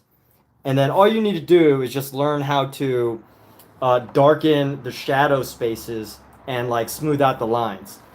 Anybody can, draw this ear with these straight lines. And then I guess I'll just go more into detail about this book. Anybody can draw this ear, right? Look how many lines you could count how many. 1, 2, 3, 4, 5, 6, 7, 8, 9, 10, 11, 12, 13, 14, 15, 16, 17, like 25 lines. That's all you need. You could draw this ear, and you pretty much just need to learn smooth out the angles, and then like just figure out how to add in the shade. And I love how this book really builds up into like more and more complex figures. It does kind of throw you in because you have to figure out how to go. It is kind of hard to go from this to this. It's not easy, but it really, it at least builds you up it builds you up into the harder and more difficult pieces.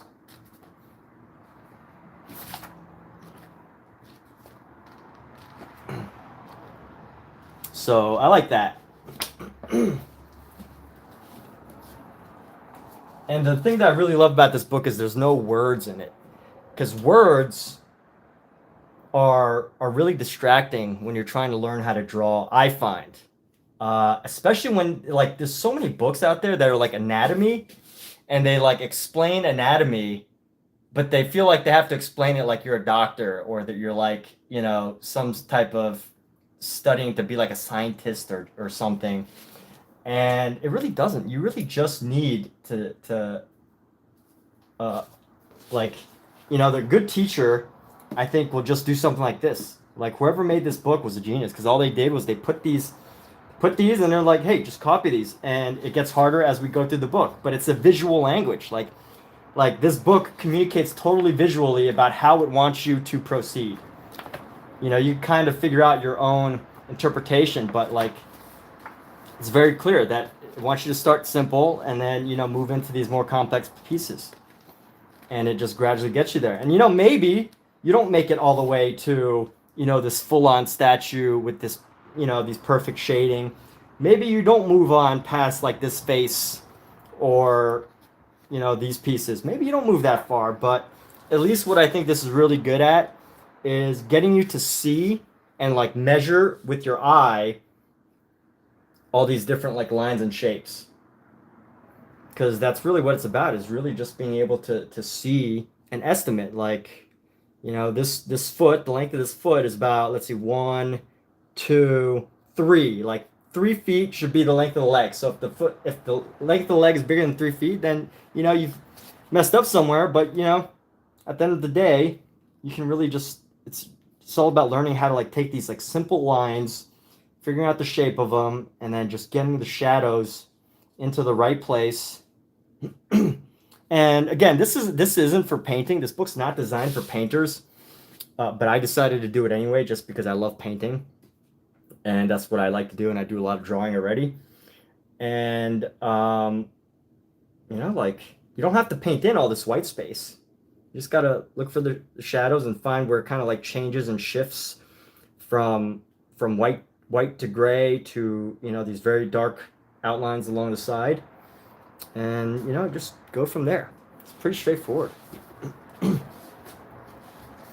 I think you make progress pretty quickly, because, you know, I paint this and, you know, it takes me a long time because I'm painting, but, you know, I've been drawing for a minute. Here, let me just show you some drawings.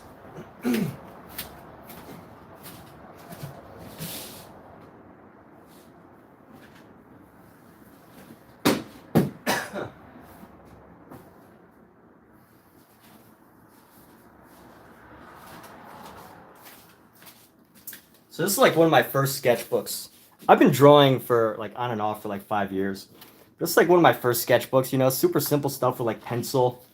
You can barely see. Look at these unusual like formations. You know, trying to get heads and trying to figure out like shapes. I used pencil at first. I don't like actually using drawing with pencil. One of my first self-portraits from 2021. You know, some of these drawings are kind of funky, you know. Exercises, sketches, all sorts of unusual things. And then I'll share something a little bit more recent.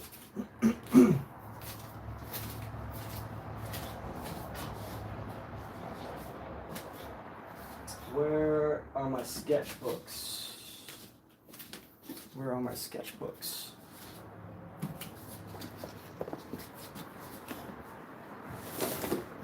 And then here's some more recent stuff. So, you know, a lot of it has changed. Just because you start to learn different exercises. You know, somebody earlier was talking about various... By the way, this is actually based on Battista Franco's The Lamentation. So this is actually a study of his. I copied his drawing. So, you know, this isn't originally my work, right? But, yeah, just learning to copy stuff. As far as like drawing goes.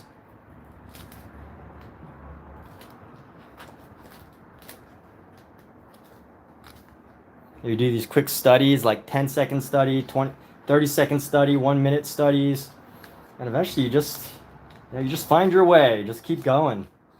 Just keep going.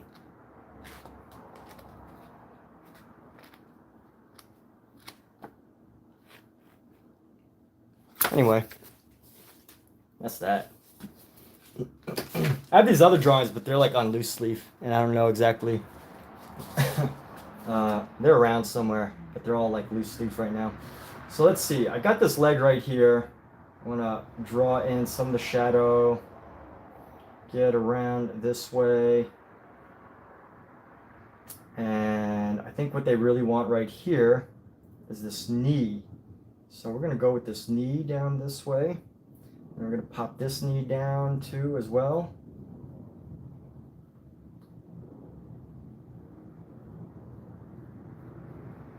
And one great thing that I love about oil paints... What's up, ATG? How you doing, my friend? Good to see you.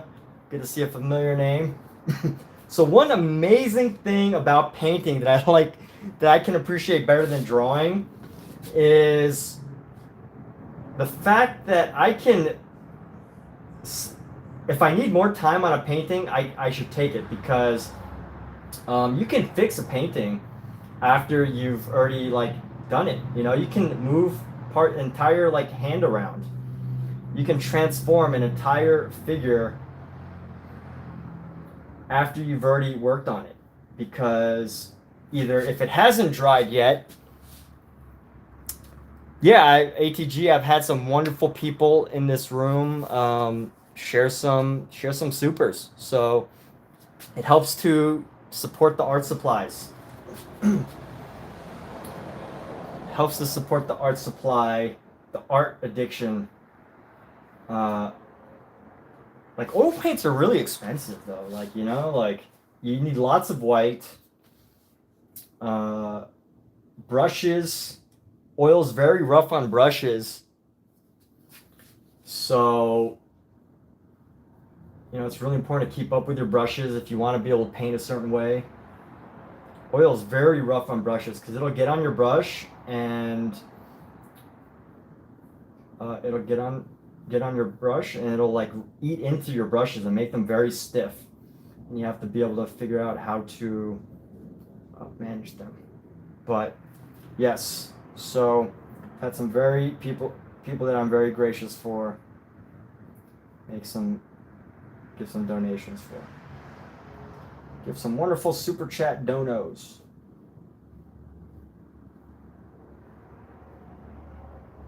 Contribute to arts and the future of this channel.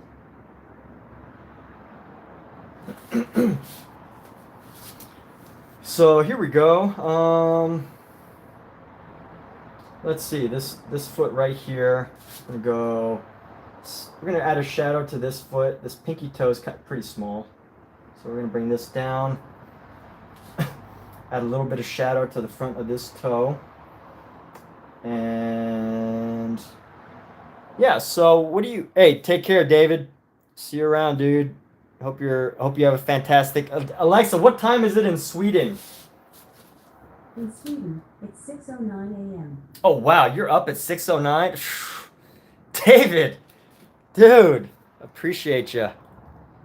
Thank you. Definitely chat with you again soon. The next time you're around, really appreciate you. You have my gratitude.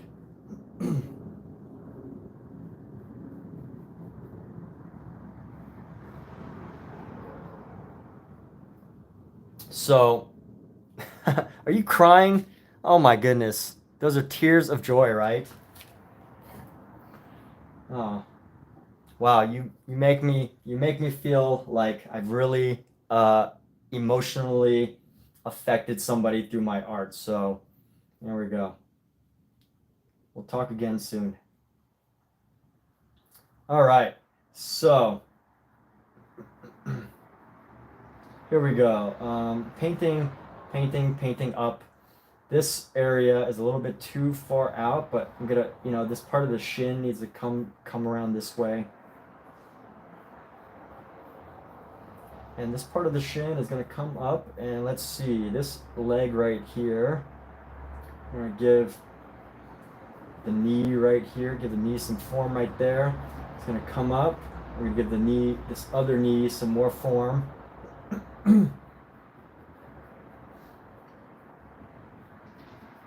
And as you can see, bro is rich like that.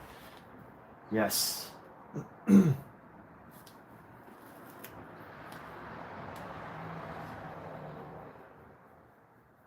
I mean, if you live in Sweden, one of like the wealthiest countries on the planet, you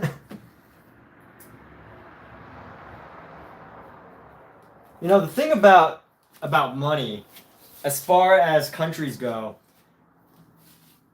Americans have a lot of money, but it's all concentrated in like 5% of all Americans. So out of 300 million Americans, what, 15 million? I guess that's still a lot, but let's just say 5% of Americans, which would be 10% of 400 million. Let's say 400 million would be 40 million. So 20 million Americans have like 99% of all the money in America.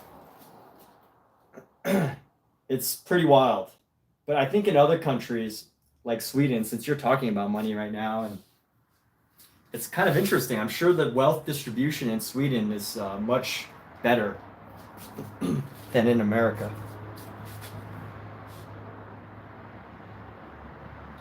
And it's interesting because I have had friends from Sweden, and none of them are ever like.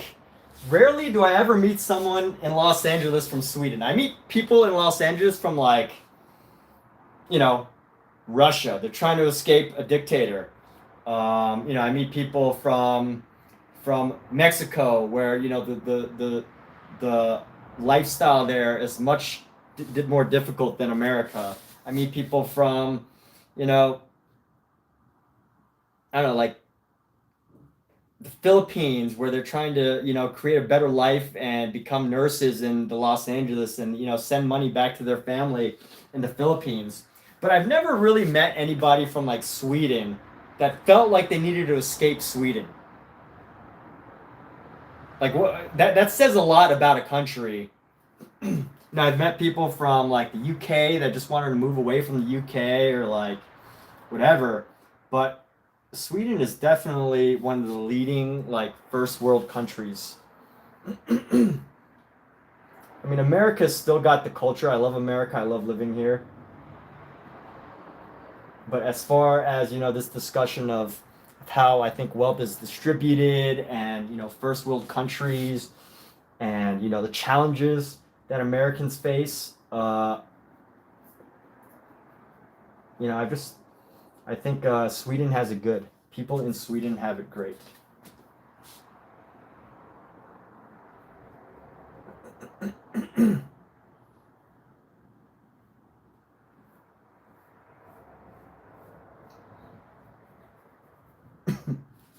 So anyway, that was my economic rant right there. So I've done this mostly red. And I want to add some of the shadows in right now. So we're going to add shadows at the top of the toes right here. And I already see the toes a little bit. The foot's a little bit messed up. But we'll see what we can do about it as we go, move forward.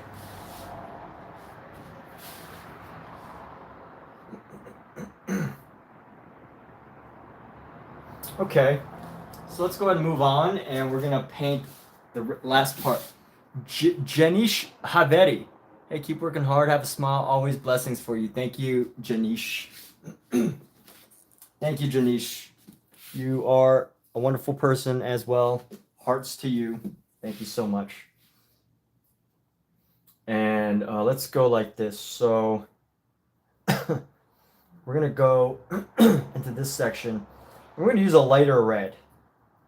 So we're going to go for a light red here to paint in our leg. I don't necessarily want to use a full red. It's going to be a pink.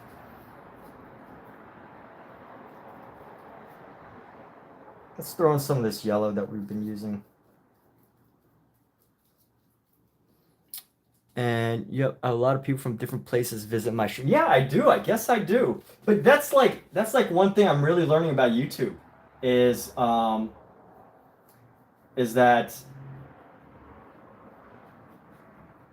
YouTube truly is like a global company, like it's just people from all over the world, right? It is absolutely global. It is not, just Americans. I feel like I get very egocentric when I say that, like just Americans or whatever, but I think that's just the wrong way of thinking about streaming. Is to think that all your viewers are gonna be from like America or whatever, or from the country that you're in. It's a very wrong way to go about streaming because YouTube is everywhere except maybe China. I think I don't have any visitors from China because it's banned, or Russia or North Korea, but that's okay. I'm cool with that.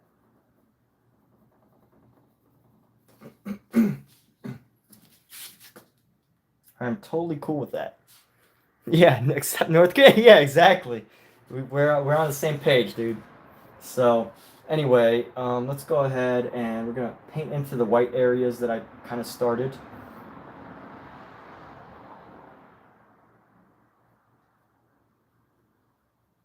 Yeah, the more I do YouTube, the more I realize like just how much potential there.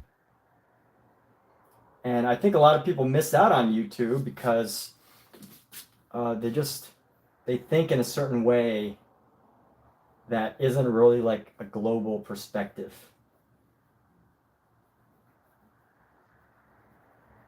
Which I don't know how I can be more global friendly, but I think just from streaming at different times, different people can find me because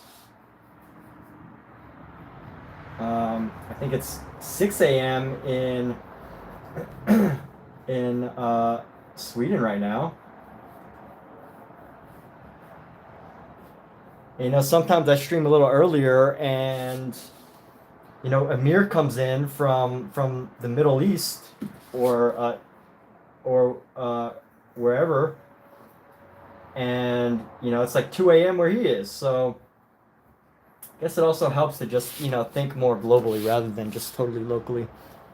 So you're from India. YouTube here is like crazy. There are thousands of creators in every field and are anyway famous. Hey, take care, ATG. Really appreciate you jumping in before you went on about your day.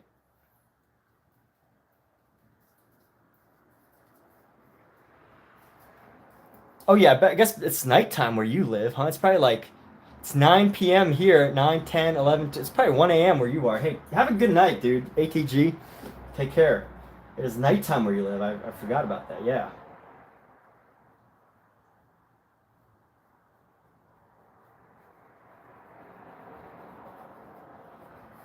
So here we go. We're painting this leg right here.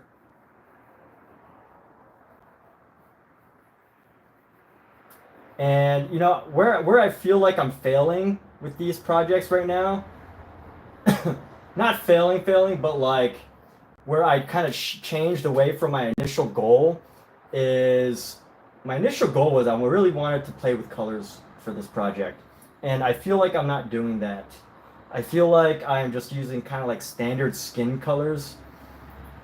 And that's where the advantage of working with oil pastels is that oil pastels, you don't really blend everything. But with like, when you're using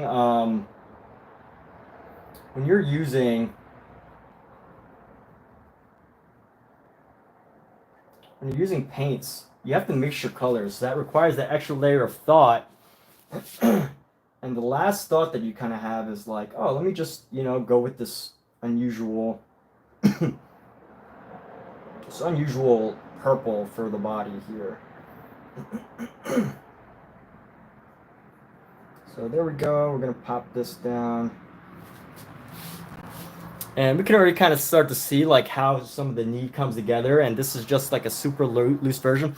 Hey, thanks, Katie. Good to see you. Appreciate you. Thanks for being here. Thanks for the super chat. Appreciate that for sure. And, look forward to seeing you again. And I will have to do a live where I just do like random sketches of people that are in here. I thought this was fun because I didn't, it was just based on whatever was in my imagination. So, so it's kind of fun. I mean, it's always fun, but here we go. So we're going to go with this pink and we're going to go down into here. Let's do this. So we got this pink and we're going to just paint in through this. We'll probably have to blend this a bit.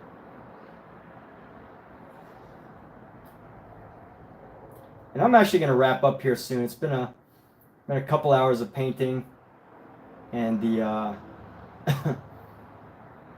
oil paint smell is starting to affect my brain. So we have that. But oh yeah, that does actually come out past the toe a little bit. And this right here,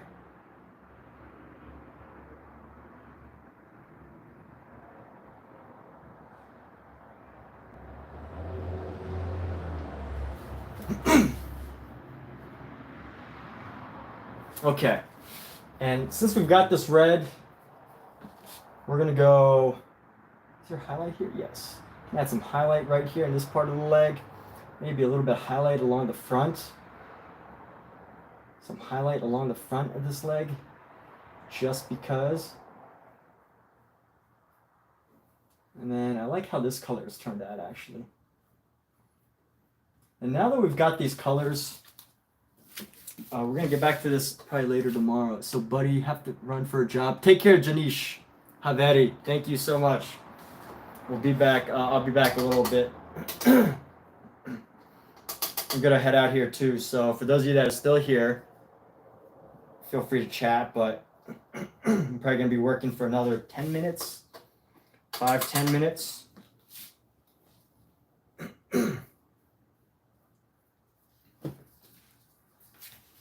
And let's see, the only thing I'm doing right now is I just need to add color to the outside of this. So I'm going to grab a filbert brush here. So this is called a filbert brush. It's a pretty big one. And basically what it's really good for, so as you can see right here, it's pointed, like it's a very narrow point and it's rounded. So this really helps you to carve out areas. So like if I got to cover a large space, I can get a really clean edge with this. So that's really what this is for. I don't really use it for too much else.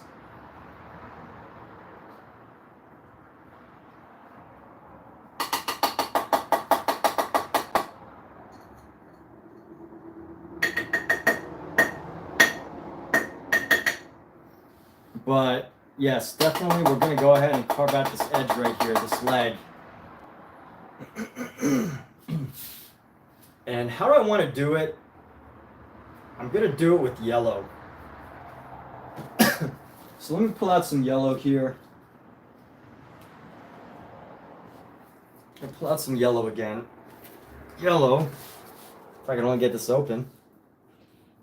There we go. All right. Get it open without ripping my glove. So let's see. I'm gonna throw this yellow down. Where do we want to throw down this yellow? Alright, we're gonna put it down right here.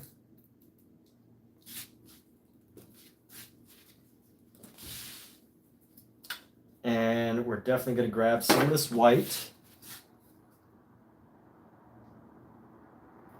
And we're gonna mix it in with this yellow to create like a nice lighter yellow. Like a less harsh yellow is what we're going for. A more muted, like Easter yellow. And I want to make this a little bit wet. Let's go like here. Paint it all around.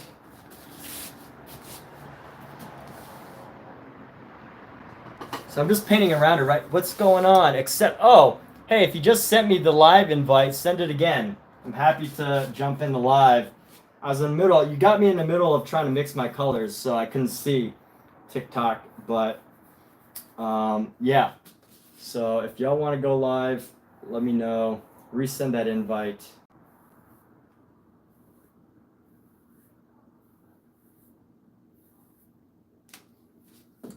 And here we go. So I'm gonna carve around like this. Really just want to carve out the shape here.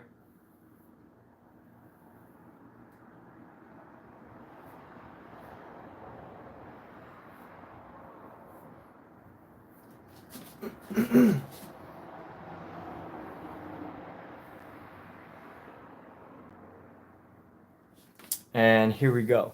So Marigold Scale, welcome. How you doing? Hope you're doing fantastic. So I'm gonna grab some more of this yellow and we're gonna continue painting this down. So let's go like this.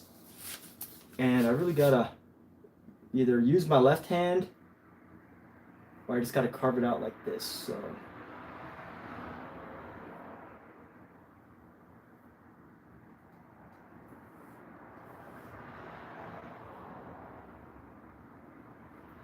This will really help to make it look tighter because I have all these like little splotches from the paint from drawing, and I think it comes in really handy to clean that up. As we start to clean it up, you kind of see it look a little tighter. The edges look a little bit nicer and more well formed. I'm going to add a little bit more paint thinner, mineral spirits, aka mineral spirits. So I use mineral spirits. I've never used turpentine before. Like, I already get headaches from mineral spirits sometimes. So I feel like if I actually used turpentine, it would be like way worse. But you don't know if you don't try. So I gotta look at my reference again in this spot. Because, oh yeah, I have to carve out this space right here. A little better. There we go.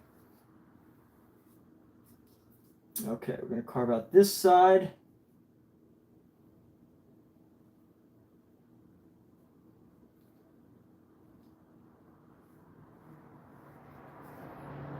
And then, I like that. It's kind of a little bit of a, like as if there was like a reflection on a floor. This little effect right here. Kind of looks like there's a reflection in some way. I like that. So we're going to stick with it. Let's lay down some more of this yellow.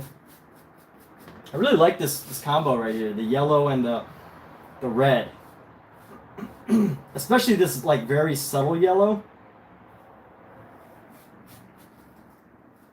It's like a pleasant effect.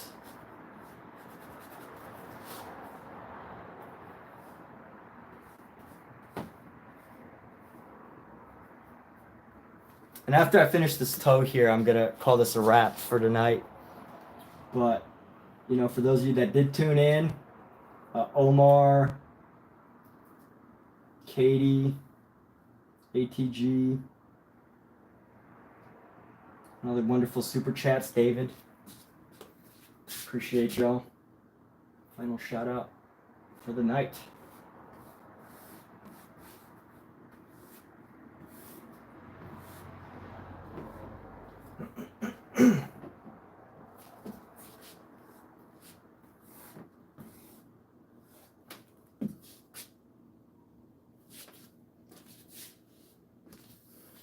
And there we go. So we're actually gonna clean this brush off, and we're gonna call this a night for this project.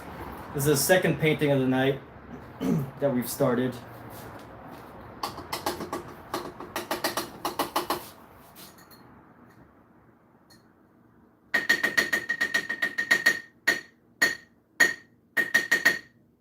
Clean off the brush here.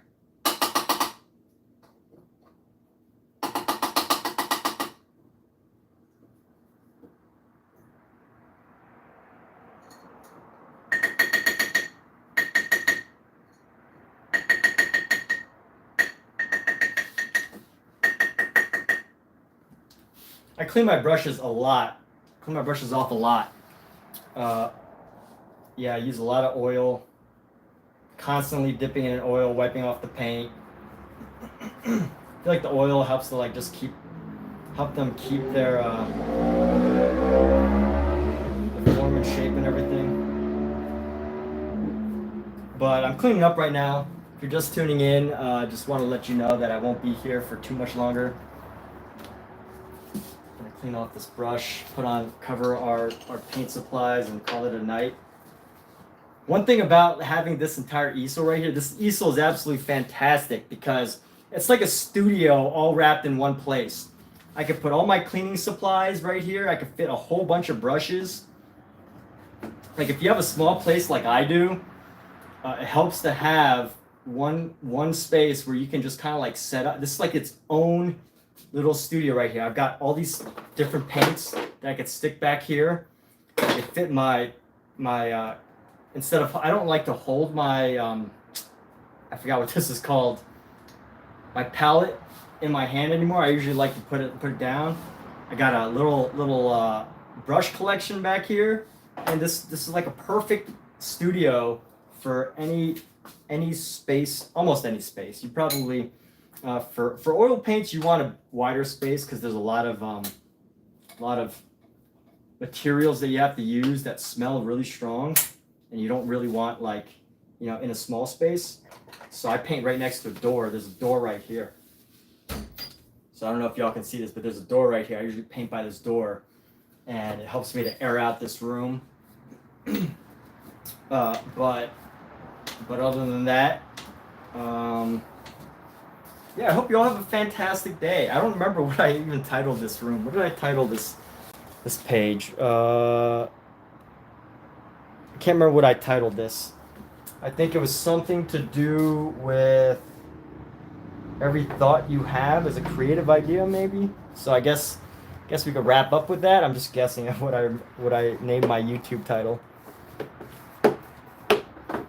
I wish I could see.